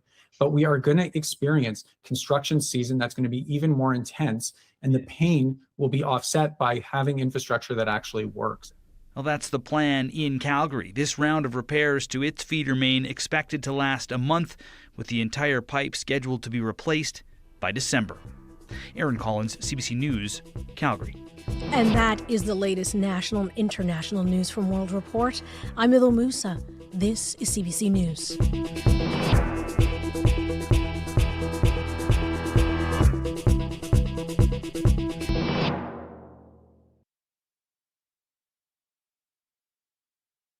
Morning, Manitoba, and hello, Winnipeg. I'm Marcy Marcusa. This is Information Radio, live from our CBC studios. Thanks for being with us on 89.3 FM, 990 AM on the app and on YouTube. 7:10 a.m. is the time right now. Don't be fooled after daylight saving. Get into the weather in a moment. Going to be milder down south here. We do have an icy perimeter, and we have very cold conditions with even a warning for cold for Churchill and Brochet. This hour on the program, Winnipeg South Centre MP Ben Carr wants other non-Jewish Manitobans to stand up for the Jewish community. As you might have been hearing, 3 synagogues were shot at in the GTA. More on what the local MP wants to see happen next as he watches security increase here in Winnipeg. Also this hour in the show does something completely different, but something that's kind of quirky that you might have talked about it with within your friend or family group. We asked Winnipeggers, where do you draw the line on wearing sweatpants out and about? Times have changed in the style world, but are sweatpants a sign of comfort and confidence, or are they just too cash? That's coming up as well. Right now, let's get to more serious news. Heather Wells joins us with morning headlines on this Monday, March 9th. Good morning. Good morning. Well, as measles cases rise across this province, health officials are worried about Manitobans too young to be vaccinated. An average of 1 baby every week is given a preventative treatment after possible exposure in the southern health regions. That's where the majority of Manitoba's measles cases are happening. We're going to hear from a medical officer of health in the Southern Health region coming up in our next news at 7:30 as well. Celebrating in downtown Winnipeg, dozens of Iranians and supporters near Portage in Maine. We're going to hear as they celebrate what their hopes are for their country in our next local news coming up at 7:30. All right. Thank you, Heather. Thank you. Let's go right now to what is happening in the weather forecast. Abby's here with details. Yes, Marcy, we're looking at a stark contrast this morning as those dangerously cold chills still gripping the northern part of the province. And down south, we'll be seeing more of a mix of sun and clouds. One is in effect for parts of northern Manitoba, tracking it from Brochet towards Tudor Lake and even farther into Churchill this morning, where we're seeing wind chills between minus 45 and minus 50. 50, posing a high risk of frostbite in minutes on exposed skin. So take it easy. While the south remains, seeing temperatures between 0 and minus 16 at this time, we'll see temperatures fall in the southern part of the province. Winnipeg right now, we're looking at temperatures hovering near minus 10, cloudy conditions outside. We see our temperature fall to minus 12 this morning before climbing back to about maybe minus 5 later in the day. Do expect a mix of sun and clouds with some breezy northwest winds and the morning wind chill close to minus 20. For the southern regions, as mentioned, minus 12 to minus 14s we're seeing, with temperatures falling through the morning. For the north, the extreme cold still holding most of the regions from Thompson towards Churchill. We're seeing temperatures between minus 19 and minus 25 now, but the wind chills bottoms between minus 36 and minus 51 this morning. Right now, Winnipeg, chill minus 10, partly cloudy. Wind chill outside feels like minus 20, and our temperature falls to minus 12 later in the afternoon. All right, thanks, Abby. Thank you. So we've gone from sort of a spring-like day yesterday back into some of the spring reality. As Heather said, temperatures below normal. When I was walking out there, May McKillopson with traffic, I found yesterday it was like snowball weather, like perfect. It was. Yeah, today it really was. Ice is a problem. It's a major problem today. I know I started out my day with quite a bit of wet snow in my car and some like old frozen raindrops from yesterday and a fresh layer of snow. And today on the commuter line, I'm hearing all about the perimeter being extremely slippery. Lots of cars in the ditch. The caller that called just before the World Report said that he wished that he just took the city roads instead of the perimeter. So I'm hearing about northwestern perimeter mostly. North perimeter, westbound, there was about 4 different cars in the ditch. We got a call in the first hour of the show. That's between Highway 6 and Pipeline. But same thing with West Perimeter. Northbound West Perimeter, there's a jackknife semi that is blocking most of the northbound lanes. And I got an update on that area. The caller said it's pretty much like a skating rink on the perimeter, and all northbound traffic is completely backed up. That's on the west perimeter. So if you can avoid that, as well as the highways, take a look at Manitoba 511. If you are heading out, most of the highways are looking at least partly covered and some quite covered on with snow, with that layer of ice underneath causing really slippery conditions. That's what I'm hearing about so far. Not getting many calls about what's going on inside the city of Winnipeg. Give me a call if there's anything getting in the way of your commute, and I'll pass that message along. The number to call, 204-788-3093.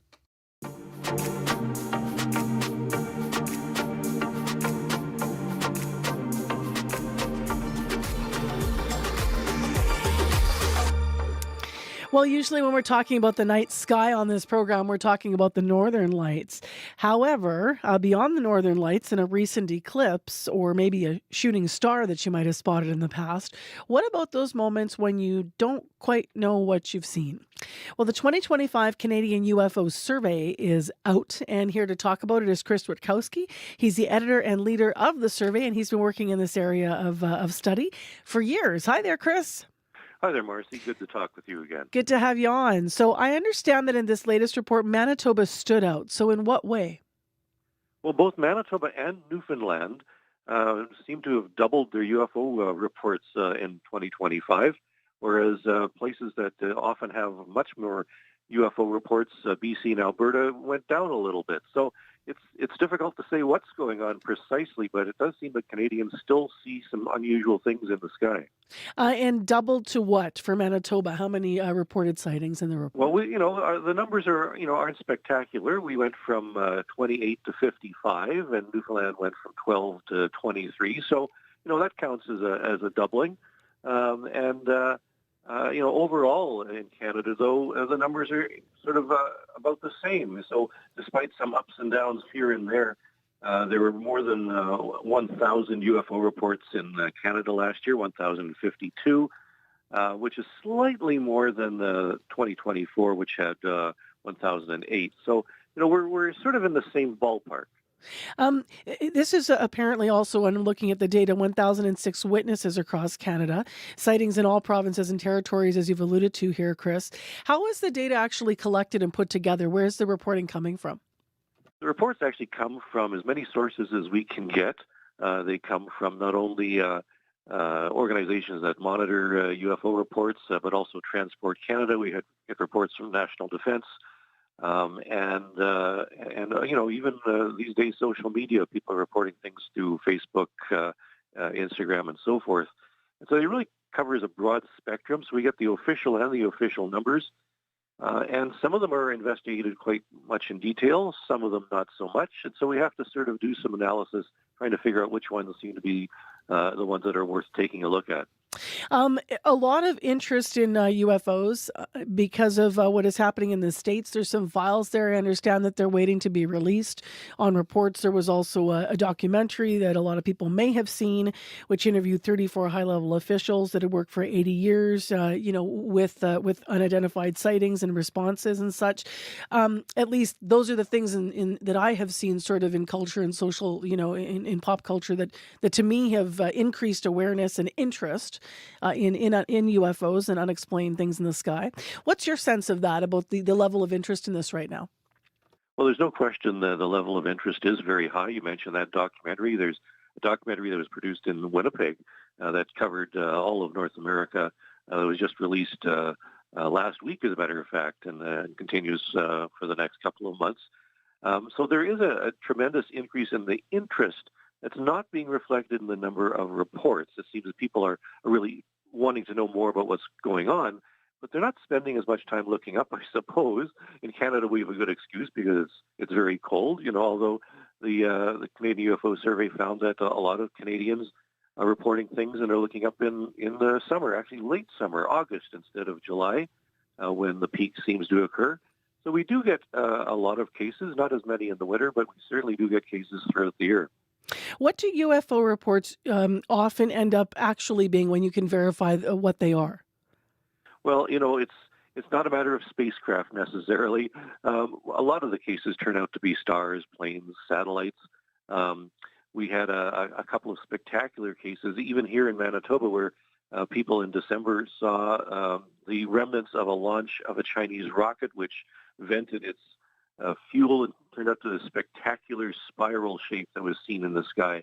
And there was other ones very similar to that were seen throughout Canada in other months. So the cases often have simple explanations, and yet after all is said and done, we tend to be left with a handful of cases that we can't explain very easily. Doesn't mean the spaceships are here, the aliens are here, but it does mean that there's something interesting going on. Mm-hmm. Well, what's the process like for an event to officially then be deemed as unexplained if, a rational explanation or factual explanation can't be found? Well, we're actually kind of detectives in the sense that we try and come up with the explanation before pronouncing a real UFO.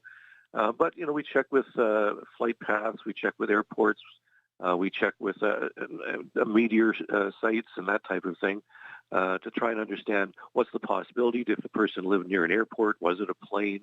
Were there planets in the sky in the direction that the person was looking? That type of thing. And so the vast majority tend to have simple explanations.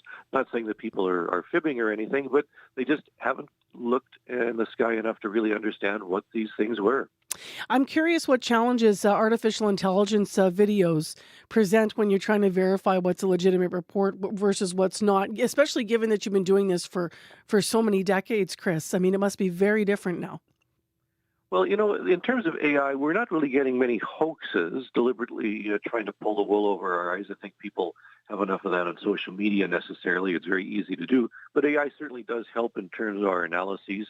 We did use AI to produce some artist conceptions, which is part of our survey report. And people are sending up LED kites and drones, and there's a lot more things up there that could be mistaken for UFOs, and we have to weed those out. People. There's more than 1 million, much more than 1 million drones in Canada that are registered right now. So, these things have to be taken into account. Appreciate your time this morning, Chris. Thanks for walking us through some of the details in the report. Thank you. That is Chris Rutkowski, the editor and leader of the 2025 Canadian UFO Survey. In case you're curious about what I mentioned before that interview and what happened over BC last week, because it sure was the talk. I was in BC when this happened. They had a bright fireball meteor streak across the sky. It was verified to be so over Metro Vancouver and then the South Coast. Happened in the evening on March 3rd. But it was the flash, and then it created a sonic boom. So this loud crashing sound, which had everyone talking the next morning. The fire hose of news from America can feel like a lot these days. If you're trying to figure out what to make of it all, we got you. I'm Katie Simpson. And I'm Paul Hunter. We're correspondents here in Washington. Working just around the corner from where much of the action is taking place. 2 blocks from the White House. And that's the name of our new podcast. For top-notch analysis of U.S. politics from a Canadian perspective, find 2 blocks from the White House on CBC Listen and wherever you get your podcasts. 7:23 a.m. and still ahead on the program and in our 7:30 news. Winnipeg police are increasing patrols at synagogues and Jewish community spaces all across our city. Now, this comes after 3 synagogues were shot at in the Greater Toronto area, the GTA. No one was hurt, though. Community members, of course, are concerned across the country. Member of Parliament for Winnipeg South Centre, the Member of Parliament, visited the place of worship. To stand in front of the doors of a synagogue and see bullet holes, it's difficult as a Jew, it's difficult as a member of Parliament, and it's difficult as a Canadian. So that is Ben Carr, and we will talk to him in the next hour as well. He was in Toronto visiting the synagogue that was shot at. So he will talk to us about increased security here as well. So that's coming up just before 8 o'clock. I'm Marcy Marcusa. Thanks for sitting in with us. May McKillop is directing the show and covering traffic this morning. And Abby Adeyemi on weather. It is -9 in Winnipeg, up north, way colder. Churchill and Brochet and Tadouli with a cold level warning for yellow level warning for the cold. It means that wind chills will be right around -50. In Winnipeg, we're actually going to get colder too, though. Our temperature, we don't have a daytime high. We're going to fall to -12 today. So that's what that's looking like for the temperature. One of the stories, though, out there is really the highways and the perimeter. We had, as May just explained, I'll just repeat it here. We have had calls on the traffic line where people say that they wish that they hadn't taken the perimeter and they would rather have chosen the city. And that is because there's problems on the perimeter. Really icy. We've heard about 4 vehicles in the ditch on the westbound north perimeter between Highway 6 and Pipeline. Also, we've heard about a semi that jackknifed. This is northbound west perimeter just before Highway 6. So the north and west perimeters in particular are very icy. In the city of Winnipeg, that slush is going to turn to ice as the temperature falls. So give us a call if you're spotting anything. Stay safe out there. 788-3093 is where you can reach us. Well, we have lots to celebrate in Manitoba, and that is where we're starting when it comes to morning sports. Scott Reguera is with us. Hey there. Hey there, Marcy. So curling, a Brier title that was a long time coming. Was it ever? Matt Dunstone beating Kevin Cooey in yesterday's finally claiming his first national men's championship. Since 2020, Marcy, Dunstone has twice won silver at the Brier, twice claimed bronze at the Brier, and then there is that heartbreaking loss in the final of the Olympic trials to Brad Jacobs, who went on to do, well, we know what he did in Milano Cortina. And so Dunstone was asked whether at this bonspiel he had fears of history repeating itself. Absolutely none this time. The heartbreak that this group has had over the last 3 years, the amount that I've learned from that. I played free and loose all week. When you feel the hurt enough times, you don't really get too scared of it when you know what's at the end of the road. And you don't really grow numb to it, but you just understand what they're like, and you begin to not fear them because in a week's time, everything is good, and you forget about what happened and it's on to what's next. Yeah, there's a guy who sees things with the proper perspective and at a comparatively young age, remember, because Dunstone, he's only 30 years old, which means, Marcy, for all of his near misses over the years, he should have plenty of opportunities to add to his trophy case, including later this month where he'll be the one wearing the maple leaf at the World Championship. And how about this for Manitoban curling? You consider that Carrie Anerson won the Scotties. The last time we had skips in both the men's and women's national championships from the province prevail, 1995, Connie Laliberti And Carrie Burtnick did the deed, but it's been quite a while since then. Good times on the pebble dice. No doubt. Well, as Dunstone said, no more sad beers for him. That's right. All right. We actually have a call out to him. We've texted him, called him, I think. We're trying to get him on the show this morning still, so we'll see if that happens. He might still be sleeping in after the party. After the happy beers. Yeah. Perhaps. Let's talk about soccer. The escalating Iran war is causing growing concern right now over player safety. It is, including Marcy, for players on Iraq's men's team. They are scheduled to play for a spot in the World Cup later this month in Mexico. But because Iraqi airspace is closed, the team, which is made up predominantly of players from the domestic league, is unable to fully gather.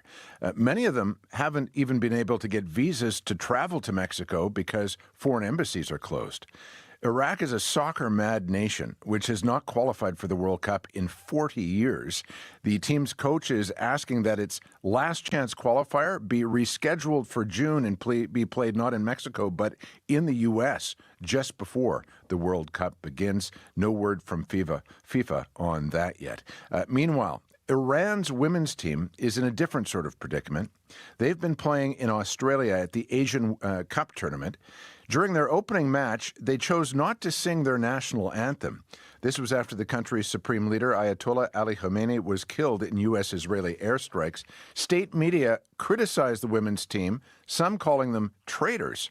Bo Bush speaks on behalf of the Global Players Union, FIFPro.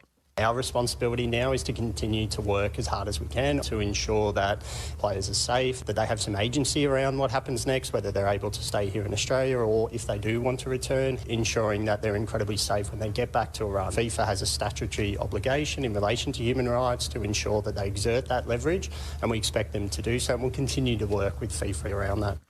While FIFA and FIFPro try to work out a solution, Marcy, many are calling for Australia to offer the Iranian women's team political asylum. Let's finish with the Paralympic Games, where Canada has another medal this morning. Yes, a bronze won by alpine skier Kalle Eriksson. He and his guide Sierra Smith finished third in the men's visually impaired Super G event. So this is Canada's seventh medal of the Games, including one gold, which was won yesterday by Natalie Wilkie in the women's standing biathlon. Wilkie, who's from Salmon Arm, BC, shared how she stuck with her lucky gold glasses and face sparkles. I was definitely manifesting. I think it's pretty awesome to have stepped up to the top of the podium now. I do have gold poles as well, but I thought it would be a little bit too cocky to race in them, and I didn't want to jinx anything, so I stayed with the gold glitter and the gold glasses too, of course. But yeah, it still feels unreal. That's Natalie Wilkie, who has now won 9 career Paralympic medals, making her one of the world's most successful para-Nordic skiers. All right. Thanks very much, Scott. Appreciate it. You betcha. And also congrats to the only Paralympian, of course, to be at the Games for Manitoba, Jesse Baczynski. And to all the athletes locally in another event that were just here for the Manitoba Winter Games up in Thompson. So that also wrapped over the weekend. I'm Marcy Marcusa. Icy perimeter, as we've been mentioning. We'll have more on that after your CBC Winnipeg news. This is CBC News. Good morning. I'm Heather Wells in Winnipeg. At 7:30, it is -9. Gone are those above normal temperatures. We're colder than seasonal for this week, starting today as our temperature falls to -12 this morning before rising again. Well, as measles cases rise across the province, health officials worry about Manitobans too young to be vaccinated. An average of 1 baby a week is given a preventative treatment after possible exposure in the Southern Health region. That is where most of Manitoba's measles cases are happening. Dr. Devinder Singh is the medical officer of health with Southern Health. He says the number of babies being exposed to measles underscores the importance of immunization. None of this would be happening if, we had maintained the same high levels of immunization that previously existed in Manitoba. None of it. The province limits the measles vaccine to babies who are at least 1 year old, but eligibility has been expanded to babies who are at least 6 months old in some health regions where there is significant spread. Celebrating the U.S.-Israeli attacks on Iran. USA, Israel, continue, thank you. USA, Israel, continue. Dozens of Iranians and supporters near the corner of Portage and Main yesterday. Ratman Teimouri says war was the last option for the region. He supports the military intervention from other countries, even if it violates international laws. This is a regime that violated all basic rights of its own citizens. So I think the international law and many international organizations, with all due respect, they failed the people of Iran as well. And I think what this conflict actually proved was the limitations of the international law when it comes to protecting civilians. Now, as other regions become involved in the war and the death toll rises, aid agencies warn of a humanitarian crisis. The conflict in the Mideast is growing even more tense today with the appointment of Mujtaba Khamenei as Iran's new supreme leader. He is the son of Ayatollah Ali Khamenei, who was assassinated last weekend. Now, this comes just days after U.S. President Donald Trump called Mujtaba an unacceptable choice. Prime Minister Mark Carney is busy dealing with the fallout of the war. Over the weekend, he held a series of briefings and meetings on the crisis, and yesterday Carney had a phone call with the U.S. president. Across the U.S., people are expressing their frustration at the pumps. $5.39, $5.59, and $5.79. This is ridiculous. We went from threes to fives, and I just feel like, you feel me, it got to go down a little bit. The price of gasoline surpassing $100 U.S. a barrel is the first time that's happened since 2022 after Russia's full-scale invasion of Ukraine. At one point, the price of oil spiked to nearly $120 a barrel as supply concerns grow over the war with Iran. You can hear the latest on the war and its impacts coming up on World Report at 8. Members of Winnipeg's Jewish community are shaken after shots targeting Toronto area synagogues. 3 Jewish places of worship were hit by gunfire there last week. No one was hurt. Jeff Lieberman at the Winnipeg Jewish Federation says these kinds of incidents are unnerving. There are, individuals out there and groups out there that are anti-Semitic, and there's, Jew hate out there, and it's difficult for our Jewish community, as time passes, because there seems to be events like this that are occurring all the time. Winnipeg police are increasing patrols around synagogues and other Jewish institutions. You can hear more on this story coming up in this next half hour right here on Information Radio. A Winnipeg lawyer welcomes news of a body camera pilot project for the Winnipeg Police Service. Jean-René Dominique Quilou is a lawyer for the family of Afolabi Opaso. He says body camera footage may have helped better piece together the night Opaso was shot and killed by police in 2023 while he was having a mental health crisis. A report into Opaso's death recommended no charges against the officer who shot him. To see what actually happened. Was it a legitimate use of force? Was it an unfortunate, or was it an illegitimate use of force? So I think that's mainly the benefit of wearing a body camera, so there's no differing narratives. About 40 frontline officers will be equipped with the devices starting in June. The company that makes the cameras is letting the Winnipeg Police Service do this pilot at no charge. Well, Matt Dunstone's curling team has won the Canadian Men's Championship. Matt Dunstone from the Granite in Winnipeg. Make it go away. And there they go. And he is the Heartbreak Kid no more. Matt Dunstone wins the Montana's Brier. Sounds like he has a lot of support. Dunstone beating Alberta's Kevin Cooey 6-3 in last night's final. His team now goes on to represent Canada at the Men's World Championship, and that will be later this month in Utah. It is the first time Dunstone has ever won the Brier. You can find the latest news updated throughout the day at cbc.ca/Manitoba. All right. Thanks, Heather. Thank you. Great curling this year from all of our Manitoba rinks, right? Just amazing. Super fun to watch. Okay, let's get to the weather forecast. It's going to be one to watch. Here's Abby. Yes, Marcy. Well, the southern part of the province waking up to temperatures around 0 to -16. We're tracking wind chills in the values of -45 to -50s in the northern part of the province this morning. morning, all the way from Brochet, tracking it towards Churchill and surrounding region, which means frostbite in minutes. So take it easy. For Winnipeg right now, we're looking at minus 10, minus 11, depending on where you are in the city. Cloudy skies. We'll see the temperature fall to minus 12 this morning before rising back to about minus 5 later today. Expect a mix of sun and clouds and breezy northwest winds. Wind chill this morning feels close to minus 20 and some partly cloudy conditions into the overnight period. For more than Winkler, Alton and Morris, tracking it all the way towards Headingley, we're seeing temperatures around minus 8 at this time. Mostly cloudy conditions falling to minus 10 this morning before climbing back close to minus 2. In the Westman region, Brandon, you're sitting at minus 9. We're tracking light snow falling in that part of the province. You warm up to minus 4 later today. For Dauphin, we're seeing minus 17. There are clear conditions you're having. You reach a high of minus 9. The wind chill feels like minus 23 at this time. Gimli and regions in the Interlake area, we're seeing conditions cloudy there. Minus 14. You warm up to minus 10. Now, for the northern part of the province where we're seeing temperatures between minus 21 and minus 36, Flin Flon already sitting at minus 24. Thompson and Lynn Lake, we're seeing frigid conditions around minus 28 and minus 34 at this time. You warm up to minus 20, though the wind chill this morning feels like minus 42.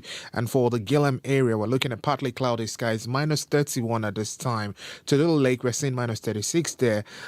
Wind chills close to minus 48, while further north in Churchill, ice crystals at minus 35.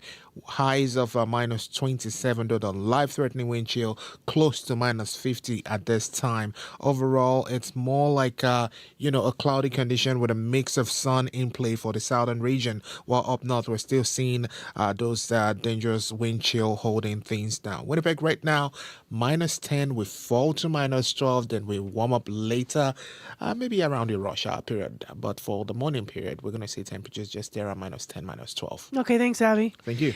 Falling temperatures mean ice, and May McKillopson to tell us what we're hearing on the commuter line. Hi. I am hearing all about slippery, icy conditions, particularly on the perimeter around Winnipeg here, but I think that is spreading out across all highways. What I'm hearing about is mainly the north perimeter and west perimeter and where the two connect. The two callers that I heard from said that they saw multiple vehicles in the ditch, and there is a jackknife semi on northbound west perimeter that is causing delays all the way down that west perimeter. So you're going to want to watch out for that area. One of the callers advised not even taking the perimeter if possible.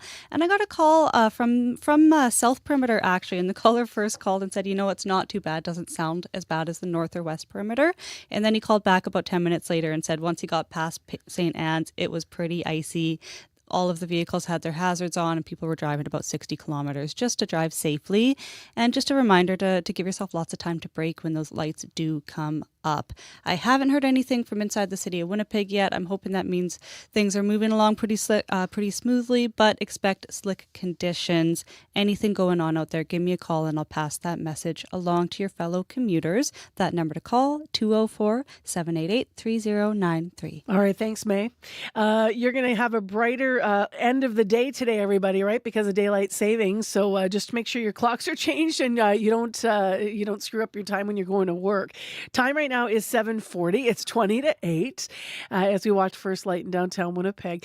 Next on the show, this is a bit of a talker. So for many people, sweatpants used to be reserved for the couch, the gym, or maybe a quick run to the grocery store.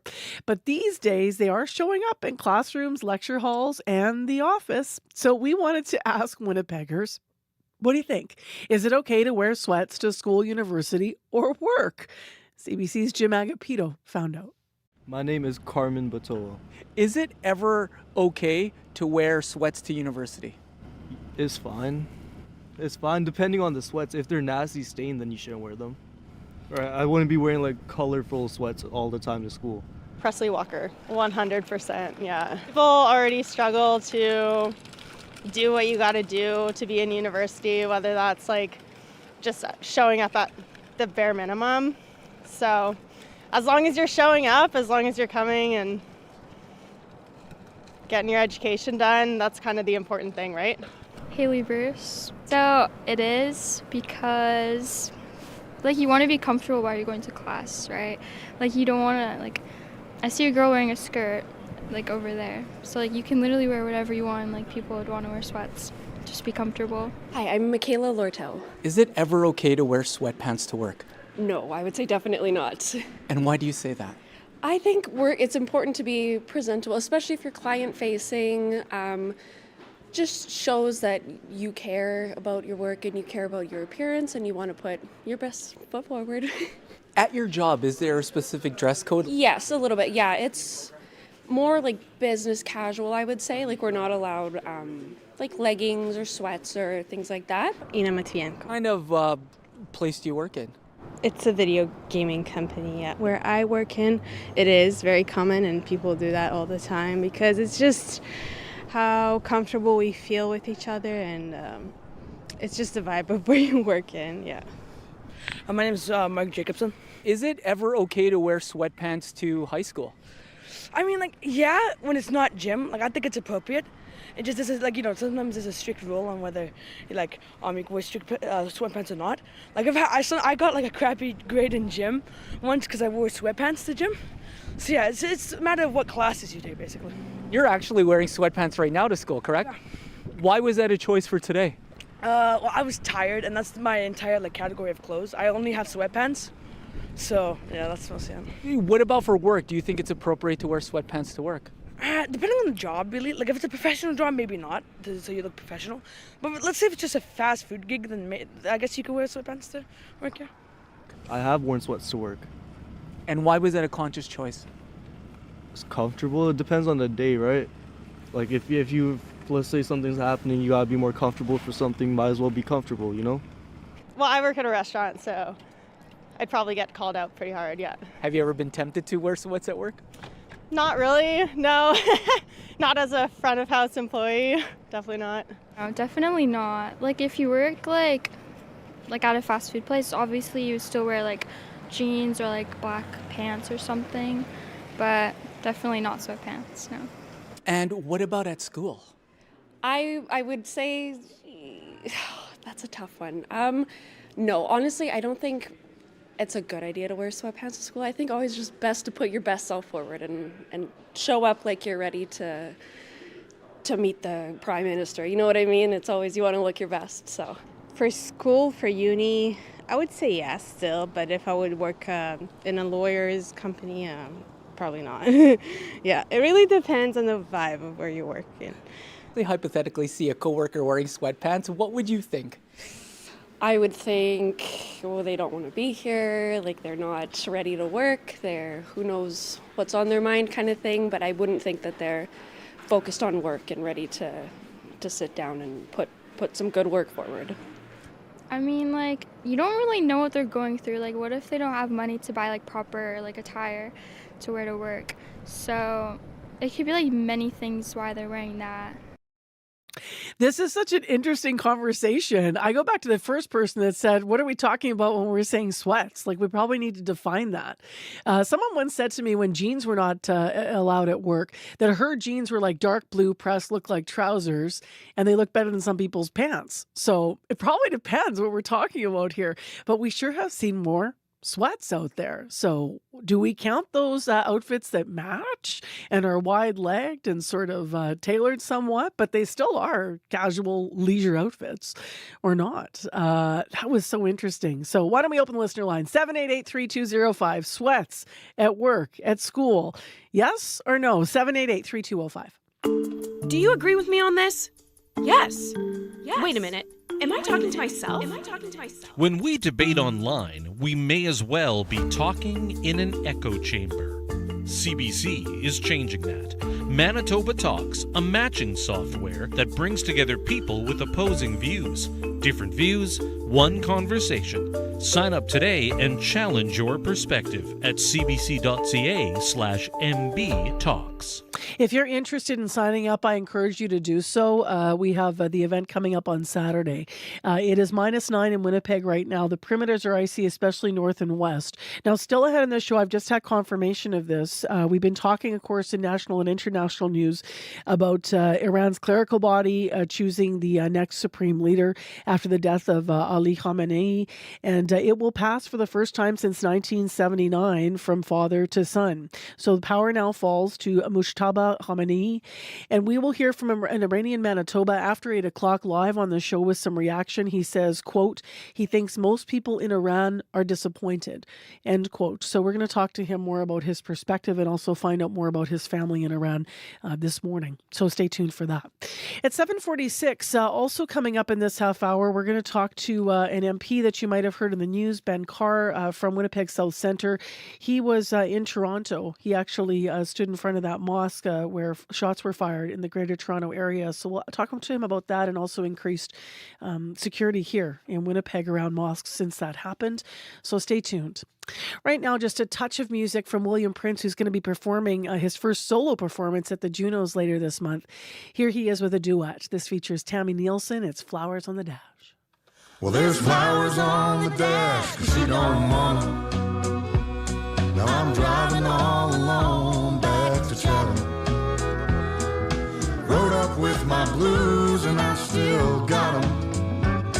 There's flowers on the dash 'cause she don't want 'em. Well, I wish you would have called ahead. I'd save you the trouble. You can still go straight to hell, and I shouldn't have to tell you double. Fool me once, shame on me. Fool me twice, won't stick around to see you and all your sorrows can keep on driving. Well, there's flowers on the dash 'cause she don't want 'em. Now I'm driving all alone back to Chatham. Rode up with my blues and I still got 'em. And there's flowers on the dash 'cause she don't want 'em.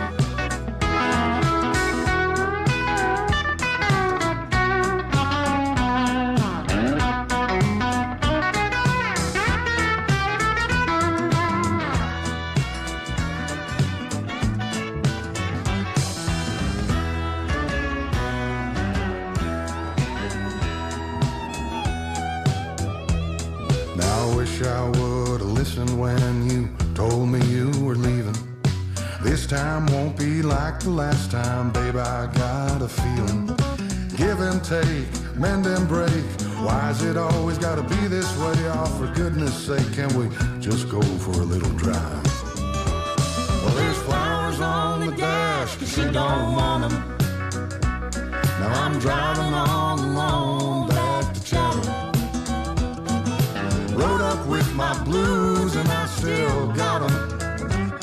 There's flowers on the dash 'cause she don't want 'em. Well, there's flowers on the dash 'cause she don't want 'em. Now I'm driving all alone back to Chatham. Rode up with my blues and I still got 'em. And there's flowers on the dash 'cause she don't want 'em. Little William Prince and Tammy Nielsen and Flowers on the Dash. The Junos coming up in Hamilton on March 29th, end of the month. And as I mentioned, William Prince from Manitoba is going to be performing at the Junos. He has in the past, but this will be his first solo performance. I also need to make a critical correction. I just misspoke. Obviously, I was talking about our next guest coming on to talk about the shooting at the synagogue in the Greater Toronto area, and I mistakenly said shooting at mosque, and so I apologize for that. But let's turn to that story. Winnipeg police are increasing patrols here at synagogues and the Jewish community spaces all across our city, and that is after 3 synagogues, in fact, in the GTA, the Greater Toronto area, were hit by gunshots last week. Now, 2 of those shootings happened on Saturday. No injuries reported, but bullet holes were found in the front door of those buildings. Member of Parliament for Winnipeg South Centre, Ben Carr, was visiting Toronto at the time of the shootings, and he joins us over Zoom. Good morning to you. Good morning, Marcy. What was it like for you to stand in front of in front of a synagogue and look at the bullet holes? It made it very real. It was a powerful experience, a daunting one. As I said to somebody yesterday, broken glass on the front of synagogues or other Jewish-affiliated places are reminiscent of a time in history before the Holocaust where we saw this type of orchestrated attack against the Jewish people. So it was not only the physical sight of those bullet holes in 2026 that left a very powerful image in one's mind, but it was that it evoked a very strong form of intergenerational trauma within the Jewish community that has been passed down from generations. What are you hearing from people in Winnipeg about their sense of safety? There's certainly a strong degree of anxiety and fear. And how could there not be? This is the third shooting of a synagogue in 5 days in Canada. There are 5 synagogues alone in my riding of Winnipeg South Centre, one of which, Sherazedek, was victimized after being targeted with grotesque anti-Semitic graffiti just a few weeks ago.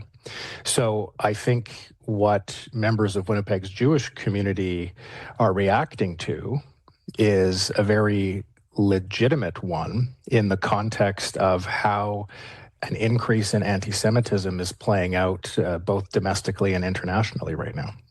What does support look like both within the Jewish community in Winnipeg moving forward through these times, but also when you think about our greater community and allyship?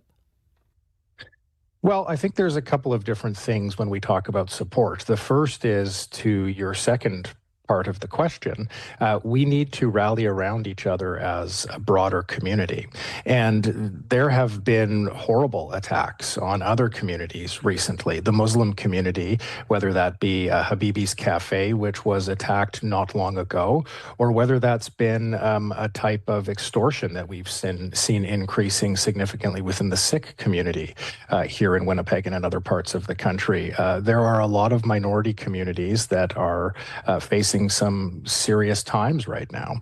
And so it's incumbent upon us as a broader community to rally around people at their time of need. And that can be a simple act of reaching out to somebody you know from an affected community to ask how they're doing. It could be to reach out to the leadership more formally of a community, a rabbi, an imam, a priest, or it could be to vocalize that in a more public way, whether through social media, letters to the editor, but to let people know that in those impacted communities that you are aware and that you condemn what we're seeing, because ultimately, Marcy, this is not just an attack in the GTA, for example, in the last few days on the Jewish community. It's an attack on Canadian way of life. It's an attack on our fundamental freedoms and our belief in why it is critical in a country like ours to have the ability to live the life that you want to lead and to be who you want to be. So that's one aspect of it. The other important piece comes in at my level of government, working alongside the provincial government and the municipal government as well. And that is to ensure that there are security infrastructure resources in place. And we have to look at legislative changes. In fact, today I'll be giving a speech in the House of Commons in a few hours from now in relation to a federal bill being proposed that will see tougher sentences and tougher laws for people who attack minority communities on the basis of their religious faith. Is that a strengthening of hate law? That's Bill C9. That's right. Yeah. In terms of in terms of the risk in this moment, how much of a risk is there that people will kind of go into their silo of their own community, because that's where the safety exists? Where we're talking about the world needing to be bigger, allyship, coming together, that wider community. But when people are afraid or at risk, there can be a tendency to pull back. How worried are you when you look at our community in Manitoba and in Winnipeg? I think that Winnipeggers and Manitobans are an incredibly compassionate, kind people. And I have seen consistently rallying around one another, regardless of the community that has been impacted by hate. And I think that speaks to who we are as a people. I'm not concerned that people will retreat into their own corners. What I am concerned about is the normalization of this, and that we are entering a point where people will just see yet another headline of an attack on a synagogue and shrug their shoulders and say, oh, it's terrible, and move on. And I think that what we have to do right now in real time, as these things are unfolding and becoming increasingly severe and violent in their nature, is to make sure that we do not allow that normalization to creep in. The worst thing that can occur right now is for there to be a passiveness or an apathy in regards to hate crimes. And that is not just true of attacks on the Jewish community. This must be exactly the same way that we react when there are attacks on the Muslim community or others. Thank you for your time this morning. Appreciate you being on with us via Zoom. Thank you, Marcy. Have a good day. You as well. That's Ben Carr, a member of Parliament for Winnipeg South Centre. On Saturday, Winnipeg police posted a statement on Facebook saying the incidents are, quote, deeply concerning, end quote, and resonate far beyond the Greater Toronto area where Ben Carr was recently at the synagogue, one of them that was shot at. Police say anyone who sees anything suspicious around community spaces here is encouraged to call them. And of course, as I mentioned, security has been ramped up. It is now 3 minutes to 8 o'clock. Speaking of calls, someone calling driving number 7 highway into Winnipeg said it's completely ice. This is something to pause and think about if you're traveling today, because we've also had calls about the North and West Perimeter. We've heard about jackknife semis, cars in ditches. Very, very icy out there. And in the city of Winnipeg, more of a slushy situation, but a little icy as well. But it's really the perimeter and highways you got to watch for. So number 7, completely ice. 788-3093 if you need to update anything else on the commute. Weather-wise, mostly cloudy, -9, going to fall to -12 in Winnipeg. Cold warning, yellow level up in to Dooley Lake and Churchill. That means wind chills around -50. Coming up after 8 o'clock, we're going to build on the local reaction to some of the international news. We have an Iranian Manitoban that's going to talk to us about his thoughts on the new Supreme Leader. Also coming up after 8 o'clock on the show, we are going to talk about something local, and that is phones in hands. We're going to talk to the founder of an organization that's calling on families to take a collective stand against cell phone use, pledging to delay smartphones until the age of 14. So stay tuned for that. Right now, other headlines with Heather Wells. Good morning. Well, dozens of Iranians and supporters gathered near Portage and Maine yesterday celebrating the U.S.-Israel attacks on Iran. Ramtin Teimouri supports the military intervention from other countries. He says the regime has violated all international laws and basic rights of its citizens. And a Winnipeg lawyer welcomes news of a body camera pilot project for the Winnipeg Police Service. We'll hear more in our next local news coming up at 8:30. All right. Thanks, Heather. And we continue to get calls. Highway 2 apparently also very icy from St. Cloud right into Winnipeg. Stay with us, everyone, on CBC. I'm Marcy Marcusa. This is 89.3.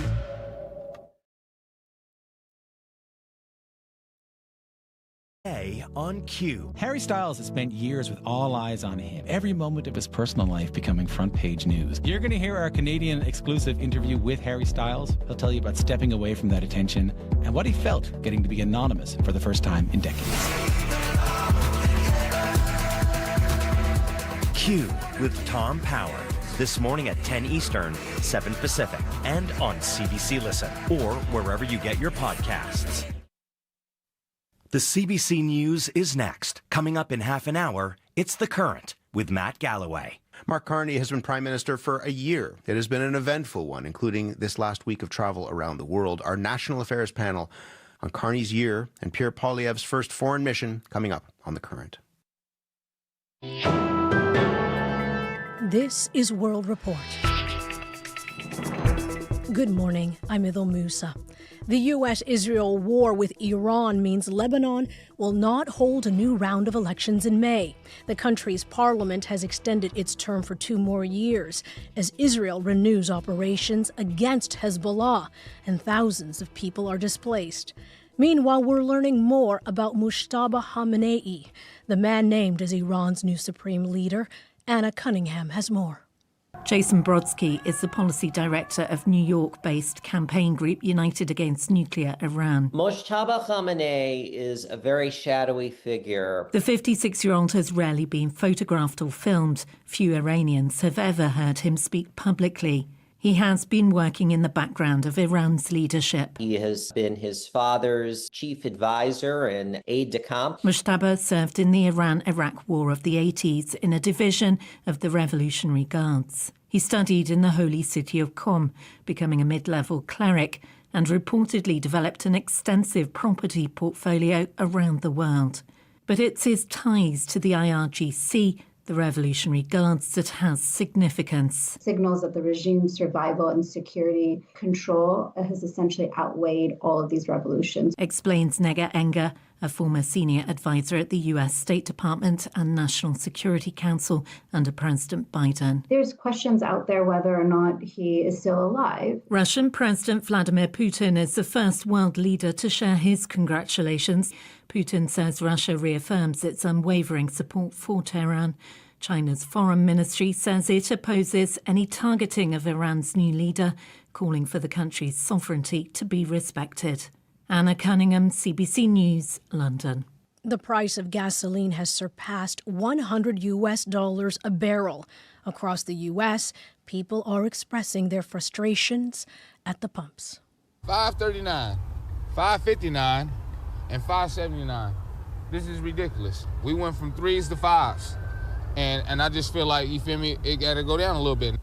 On social media, U.S. President Donald Trump called the soaring prices a very small price to pay for USA and world safety and peace. Trump is also making it clear he thinks Mojtaba Khamenei is the wrong choice as Iran's new supreme leader. Trump said he wanted to be involved in that decision. The CBC's Willie Lowry joins me now from Washington. Willie, what has the reaction been so far? U.S. President Donald Trump has been pretty clear. Mojtaba Khamenei is an unacceptable choice to lead Iran. Republican Senator Lindsey Graham, who has long advised Trump on issues of foreign policy, slammed the selection of Khamenei on social media. He said, quote, "I believe it's just a matter of time before he meets the same fate as that of his father, one of the most evil men on the planet." End quote. Graham also urged Iranians to stand firm and said their liberation was at hand. There have been reports Trump's son-in-law, Jared Kushner, and Special Envoy Steve Witkoff may travel to Israel. What can you tell us about that? That's right. News agency Axios is reporting that Special Envoy Steve Witkoff and Trump's son-in-law Jared Kushner are expected to travel to Israel on Tuesday to meet with Israeli Prime Minister Benjamin Netanyahu. Witkoff and Kushner have been Trump's go-to diplomatic emissaries through his second term, including taking the lead on negotiations with Iran. That ultimately ended when the U.S. and Israel launched massive airstrikes against the country last week. CBC News has reached out to the State Department about that trip. We're still waiting to hear back. The CBC's Willie Lowry in Washington. Thank you. My pleasure. A new type of scam is popping up across Canada. It targets students and leaves unsuspecting credit card holders on the hook for thousands. Erica Johnson has this Go Public investigation. I went into like a full panic, very emotional, because I couldn't believe I just got scammed. Mira Burgess thought she was stopping fraudulent charges to her credit card when someone called her pretending to be from TD Bank's fraud department, asked her to share verification codes. Instead, she was unknowingly approving the charges, over $37,000 worth, made to a private university in Vancouver, University Canada West. TD told her it couldn't reverse the payments because she'd helped the scammers. The school said it couldn't return the money unless her bank requested it through a chargeback process. Police told her they didn't have resources to investigate. It's very frustrating. Go Public has learned Burgess is part of a growing tuition scam with cases popping up across the country. Fraudsters offer students discounted tuition if the students pay them up front. The scammers take the money and keep it, then pay the school using credit cards stolen from people like Mira Burgess. NDP MP Don Davies says Canada needs new legislation that would hold banks liable for fraud unless a customer was proven to be grossly negligent. It shouldn't be this easy to have a fraud or con artist step in and separate you from your money and then have the banks walk away saying there's nothing they can do. Liberal and Conservative MPs on the Finance Committee rejected his proposal. After Go Public contacted TD about Burgess, the bank reimbursed her $37,000, calling it a one-time goodwill gesture. Erica Johnson, CBC News, Vancouver. More than 100 graphic novels are missing from school shelves in Alberta. They were removed by government order, part of a new policy on school literary materials. As Janet French reports, critics say it's a disservice to students. It's the most significant order banning books in the history of Canada. There's never been anything like this. Jim Turk at Toronto Metropolitan University's Centre for Free Expression says a ban on any school material with graphic depictions of sexual acts has made Alberta a national outlier in censorship. Access to information requests show Alberta school boards have put dozens of books into storage in response to last fall's order. Among them, graphic novel versions of George Orwell's 1984 and Margaret Atwood's A Handmaid's Tale.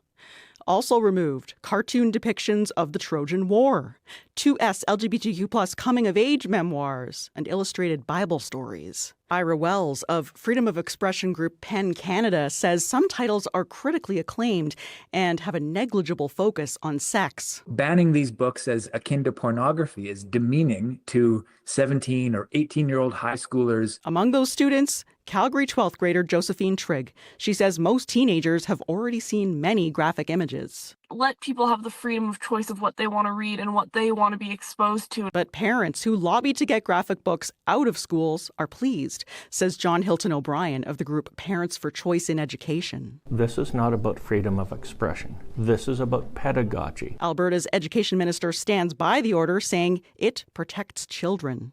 Janet French, CBC News, Edmonton. More than 2,000 athletes from across the circumpolar north are in Whitehorse for the Arctic Winter Games. Organizers say the event is a celebration of the northern spirit, but as Chris Windier reports, this year it is overshadowed by U.S. threats against Greenland. It's not every day a sporting event in Whitehorse begins with a military flyover. The CF-18 serves as a reminder that these games are happening at a time of heightened focus on the Arctic, including U.S. President Donald Trump's threats to take over Greenland. Isla Larson is a member of Greenland's cultural delegation at the Games. It's always on my mind every time I walk and think. It's so hard, stressful to think about. Games organizers decided to only play the Canadian national anthem at the opening ceremonies. That's to avoid any awkward booing. Tracy Bilski is president of the host society. We have felt that geopolitical pressures were sympathetic to Greenland. We wanted them to be comfortable. We also want the Alaska kids to be comfortable. This edition of the Arctic Winter Games was originally going to be hosted by the Russian region of Yamal. But Russia has been suspended since its full-scale invasion of Ukraine 4 years ago. Zach Zimmerman is an Arctic security expert who grew up in Whitehorse. This idea that the Arctic has been exempt from a lot of global tensions. If it's not obvious to some people today with what's happening with the U.S. and Greenland, I would say that idea is completely dead. But the young athletes aren't responsible for what their governments do. They say they're here to compete and have fun. Chris Windier, CBC News, Whitehorse.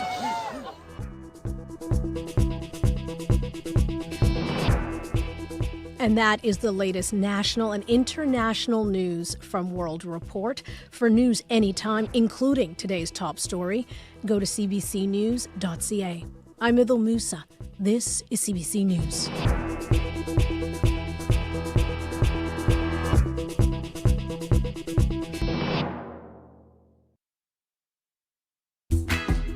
Good morning, Manitoba, and hello, Winnipeg. I'm Marcy Marcusa. Great to be back with you here on CBC's Information Radio, the morning show. Very icy out there, and in fact, we are hearing that there are even some people wishing they made different choices because it's so icy out in the perimeter and some of the highways this morning. So we're going to have a full report there. Earlier, jackknife semi, cars in the ditch. So we'll get you around what we're hearing on the commuter line. This half hour on the show as well, we have reached a Iranian Manitoban who's going to weigh in on the new supreme leader in Iran. He says his greatest fear is this is a copy and paste of his father, as the new supreme leader is the son of the recently killed Ali Khamenei. So stay tuned. We'll have that interview for you. We'll also hear how his family's doing in Iran at the last point that he was able to reach them. In addition, this half hour on the show to something completely different. Social media is not for kids is the name of a group that my upcoming guest is involved in. She'll talk about a pledge her organization started. They have over 8,000 signatures. One of the things that they're saying is to delay smartphones until at least the age of 14. So we'll get into that and what they found, so stay tuned. Right now, Heather Wells joins us, and she is here with other headlines. Good morning. Good morning. Well, as measles cases rise across Manitoba, health officials are worried about people too young to be vaccinated. An average of one baby every week is given a preventative treatment after a possible exposure in the Southern Health region. We're going to hear more about that and the concerns of medical health officials. Members of Winnipeg's Jewish community are shaken after shots targeting Toronto area synagogues. 3 Jewish places of worship were hit by gunfire last week. No one was hurt. Jeff Lieberman at the Winnipeg Jewish Federation says these kinds of incidents are unnerving.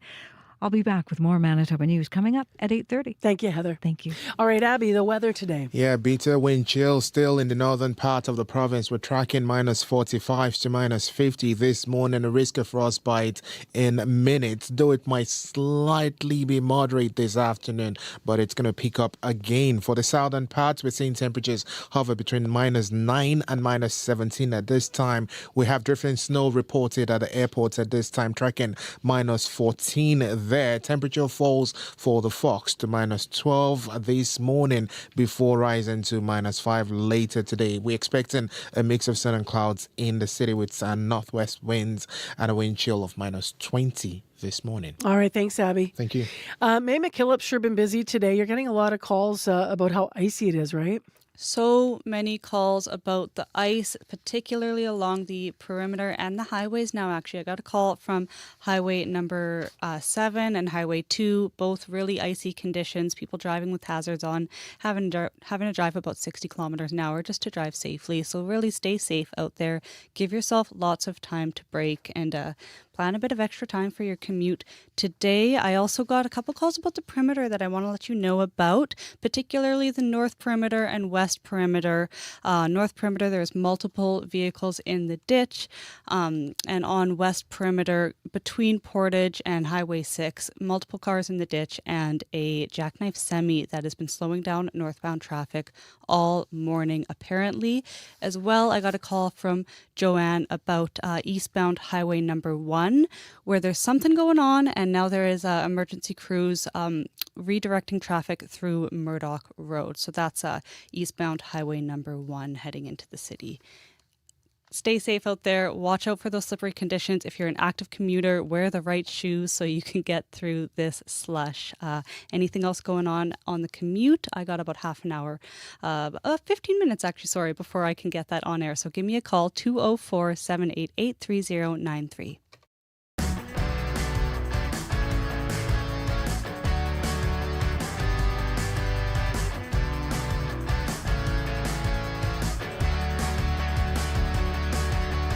Time right now is 8:14, and up first on the show, Iran has named Mojtaba Khamenei. I'm going to get this correct, pardon me here. Mojtaba Khamenei to succeed his father as supreme leader.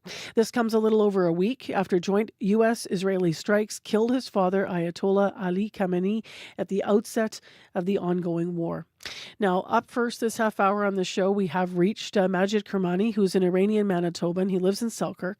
He says that he thinks that most Iranians will be disappointed by this choice, and he joins us now. Good morning. Good morning, Marcy. So why disappointed, Majid? People of Iran were expecting a new leader to change the direction that the regime was going. However, Mojtaba is very, very like his father, and he has been trained by him, and he has been involved in all decisions that he had made in the last 47 years. And I believe that will be a copy-paste of his father, and that's what I believe people of Iran will be disappointed. Dozens of Iranians, as you likely know, we've heard in the news, gathered here where we live in downtown Winnipeg yesterday before the new Supreme Leader was named. But as you've been hearing in the news, some there express support for the military intervention from other countries, even if it violates international law. I wonder what you think about it and what that should look like as this new leader is, as you said, the son of the old leader. Yeah, well, when it comes to military intervention, I don't think that was a good move for Iranian people. I personally believe that Iranian people have the potential to change this regime without foreign intervention. However, sometimes there are ways that this military intervention can make good results with minimum casualties and minimum damages for the country. So far, it has not been that way, and that's why I'm a little worried about the fate of this war.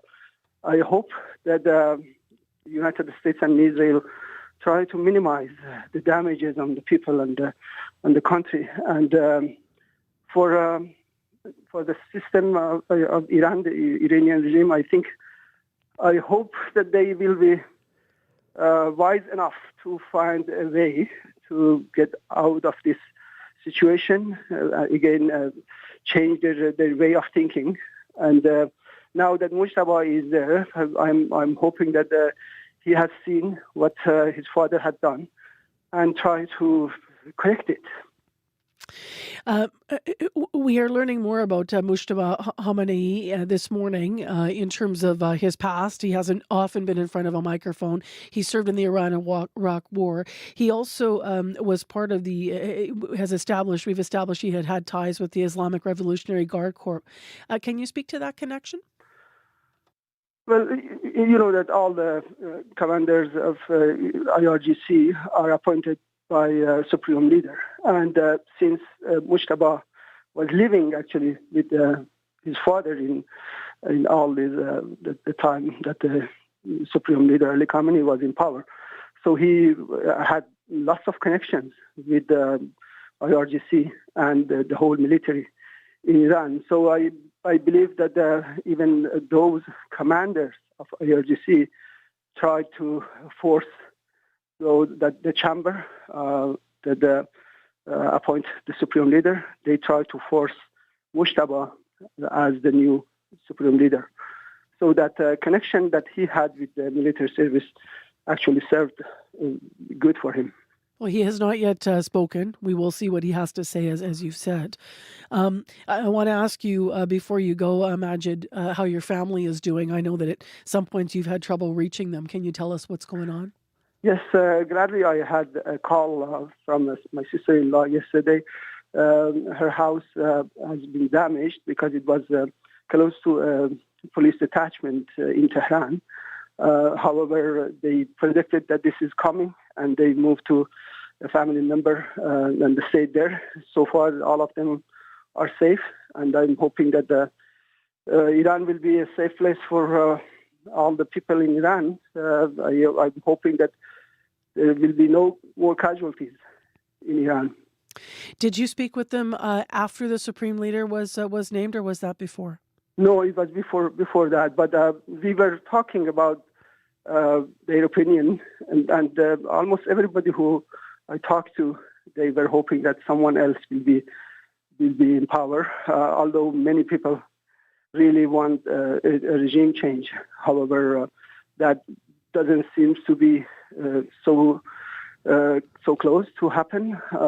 But we will see what's going on with the fate of this war, and hopefully that can make a change for the people of Iran. And I guess just last, to come back to what you're feeling this morning, is the fair word for you? You're disappointed in this choice? Well, the war, I believe the war doesn't bring happiness to any nation.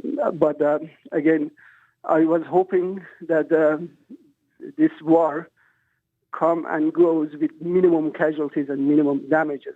Now that it's happening, I am hoping that it ends with a good result for the people of Iran. That's all matters for me and many people. Thank you very much for being with us this morning. I appreciate you talking to CBC. Thank you. Have a good day. You too. That's Majid Karani. He's an Iranian Manitoban, lives in Selkirk. He is with us this morning talking about his family and also reacting to the naming of the new supreme leader in Iran.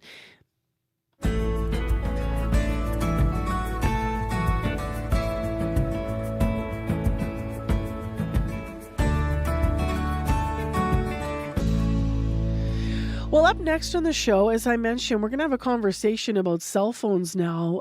Next on the program, Jenny Perez is with us. She's the founder of Unplugged Canada. They have a pledge right now. Unplugged Canada is a grassroots parent-led movement, and so far they have 8,089 signatures on this pledge, including from Manitoba parents, and it includes all kinds of different things around cell phone use. And one of the big ones is that cell phone use, smartphone use should be delayed until kids are 14 years old. And she's here to talk about that and more. Good morning. Good morning, Marcy. Why 14? Well, that is what the sociologist Jonathan Haidt has found that is the minimum age that we should give these addictive devices to our children. And for social media is age 16. Why? So you're following some of the research that's been done and such. What do you fear happens to teens or kids, I guess, when they're younger than 14, when they have smartphones in hand? Then. Well, yeah, we have been following research. Our movement is research based, and I've been passionate about this topic for over a decade. So what happens is that our children are vulnerable before 16. It's science that children 11 to 15 are still developing their self-identity, risk assessment, and impulse control skills. And they are also more sensitive to social comparison pressure. Tell me a little bit more about your pledge. I pulled out one specific thing you were calling for, but what else are you hoping might change around cell phone use for kids? Well, we would like to change the norm. I think there is more than enough data to prove that this is not beneficial for our children. We know that the potential harms outweigh those benefits that some claim. And we believe that it's possible to change the norm if we all step up. And Unplugged Canada is a grassroots movement led by volunteer parents, and there are champions from all across Canada, coast to coast to coast, from as far as PI, from the Northwestern Territories, and as west as Nanaimo in British Columbia. So what we all want is the opportunity to let our kids be kids longer. Right? We want to protect their innocence. We want them to be ready when they are exposed to these platforms. And if social media says, if big tech says that many of these platforms are not designed for kids younger than 13, so that means the probability is much higher than that. So the parents, we are stepping up to say, okay, we want to help change the norm. We want to do this. We want this, and we want to do our part. So what we are asking now is for other members in society and for the government to also do their part, because in order to change the norm, we need to do it all together. You're talking about social media, but to be clear, you're asking for a ban on cell phones, period. Yes. So thank you for asking to clarify. So Unplugged Canada was born to delay giving a smartphone to our children until at least 14 years old. That's correct. And that was inspired by many movements across the world. But also social media is a big aspect to discuss. And then last year, as per requests of different groups that advocate for legislation change, we also introduced a call to action. And part of our mission now is also advocate to change legislation so that we we prevent these harms. And for that, we're asking for a social media age minimum of 16. Okay, got it. So there's two ages there. Correct. You do have, as I mentioned, over 8,000 signatures. I know you've been doing education sessions in schools with your group. You made a statement that you feel the risks overall outweigh the benefits. We've done a lot of interviews, just speaking of schools, about cell phones being a benefit in school, and that it's a reality you can't avoid. And if it's structured in such a way and used for study, for research, for all kinds of good reasons, that it can be a benefit. What is your response to that? Well, when these devices and when these platforms were introduced, the purpose was to indeed be a useful device to, as any other tech device, like to help us. And also the social media platforms were created to connect us. But that changed, that evolved. Those intentions are way gone. It's evident that these companies are harvesting data from our children, from their very vulnerable ages. So all this data, who knows what can be used to in the future? We need to stop to think about that. And then also, it's proven now that these devices and these platforms are designed to be addictive. So even though there could be some benefits, we need to stop and pause and think a little bit more if that is worth, especially at the vulnerable age of our children. So we are not against technology at all. We know technology is here to stay. We associate technology with progress, but the way these companies are managing now this business is not for the right reasons. So we want the right technology at the right age. And I don't think I think even there we could go further about how there's no science really to validate the benefit of technology in our schools, in our lives at a young age. So, we as parents feel sometimes gaslighted to demonstrate that delaying actually benefits our children. Yeah. When I want to ask everybody, when have we been proven that these technologies at such a young age are beneficial? There's no data out there. And I actually can't get into a data conversation with you back and forth because I don't have that at my fingertips. Just to go one-on-one. There's data to support both sides, I would suggest. But I also know in the States there's that court case right now talking about the use of the word addictive for the technology, which is going to be interesting to see how that develops. Jenny Perez, where can people, if they want to read more about your pledges and educate themselves, I'm Unplugged Canada website is unpluggedcanada.com. I just want to make sure I have that correct. Okay, people can form their own opinions. Thank you very much for being with us, talking about your thoughts on this. Appreciate it. Thank you very much, Marcy. So Jenny Perez, founder of Unplugged Canada, we will also ask you about that specific pledge that they do have. Should parents restrict cell phone use until kids are 14? If you want to weigh in, 788-3205. By the way, there's going to be the call-in today on after 12:30 all about this, about smartphone use in younger generations. So you want to tune into Radio Noon between 12:30 and 1 o'clock, and you can weigh in there as well.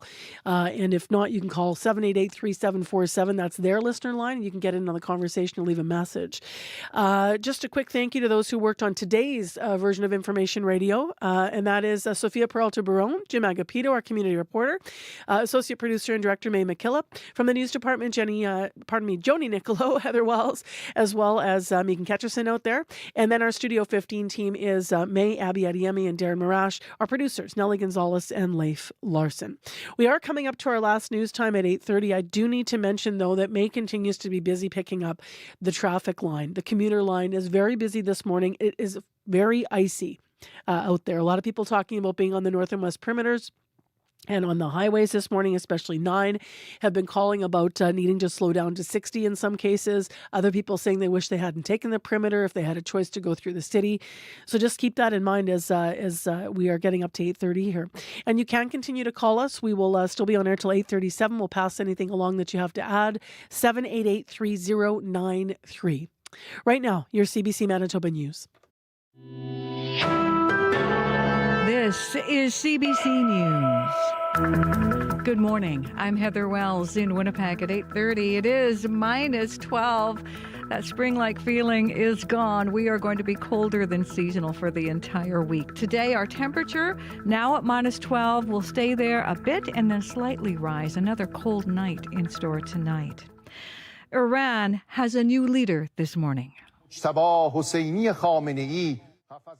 Iranian state television announcing the name of the country's new supreme leader just after midnight, and it is the son of the previous leader who was assassinated last week when the U.S. and Israel launched an attack against Iran, igniting a regional war.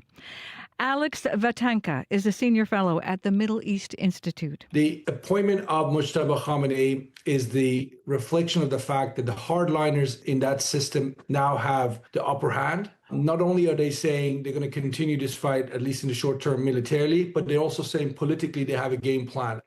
Speaking before the new leader was officially announced, U.S. President Donald Trump said he would be an unacceptable choice.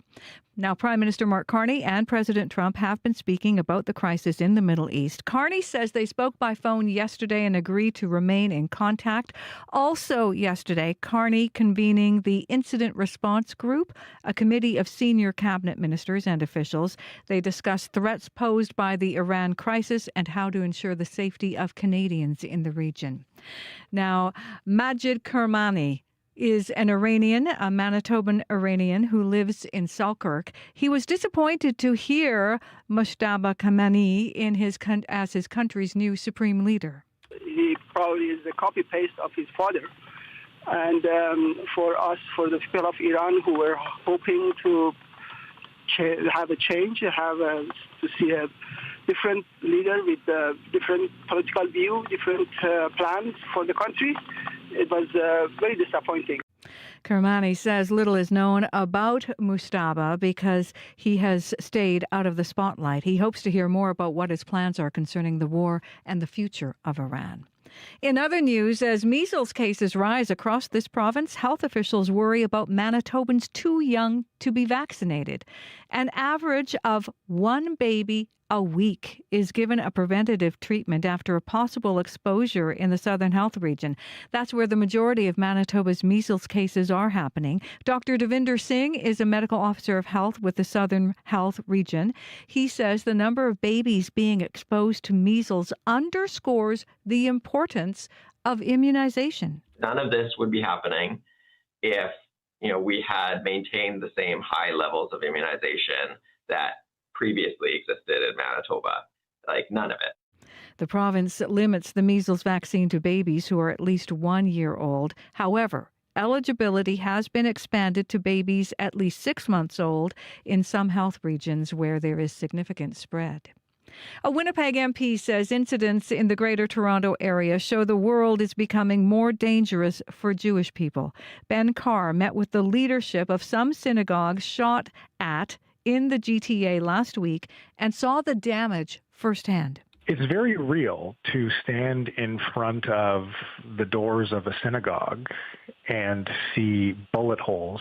To see that happen today brings back a trauma that has been passed on intergenerationally. Winnipeg police are increasing patrols at local synagogues and Jewish institutions. They say the incidents in the Toronto area are deeply concerning, calling on Winnipeggers to come forward if they see anything suspicious here. An advocate and loved one of a Winnipeg man who died after an interaction with police is glad officers will soon be testing body-worn cameras. James Wood died in 2024. He had been restrained by police responding to a call about an intoxicated man at an apartment complex in Crestview. His aunt, Hilda Anderson-Pierce, says if the officers had worn body cameras, there would have been evidence about what happened. But she says the cameras are just one piece of the puzzle when it comes to police accountability. They have to look at their internal structures as well. What needs to change and how do police officers who conduct themselves inappropriately need to be held accountable, but more so about the systemic and the structural racism that's deeply embedded in policing. Police Chief Gene Bauer says about 40 frontline officers will be equipped with the cameras starting in June.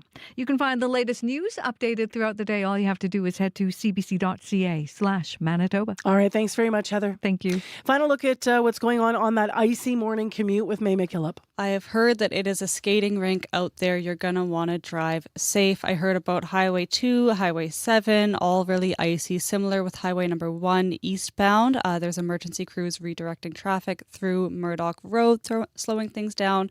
And I just got a call about a collision on Peguis Trail at Highway 59. Although while I was on the call, he said the 3 cars in the collision were able to scoot off onto the shoulder of the road. Either way, wherever you're traveling today, you're going to want to plan a little bit of extra time in your day.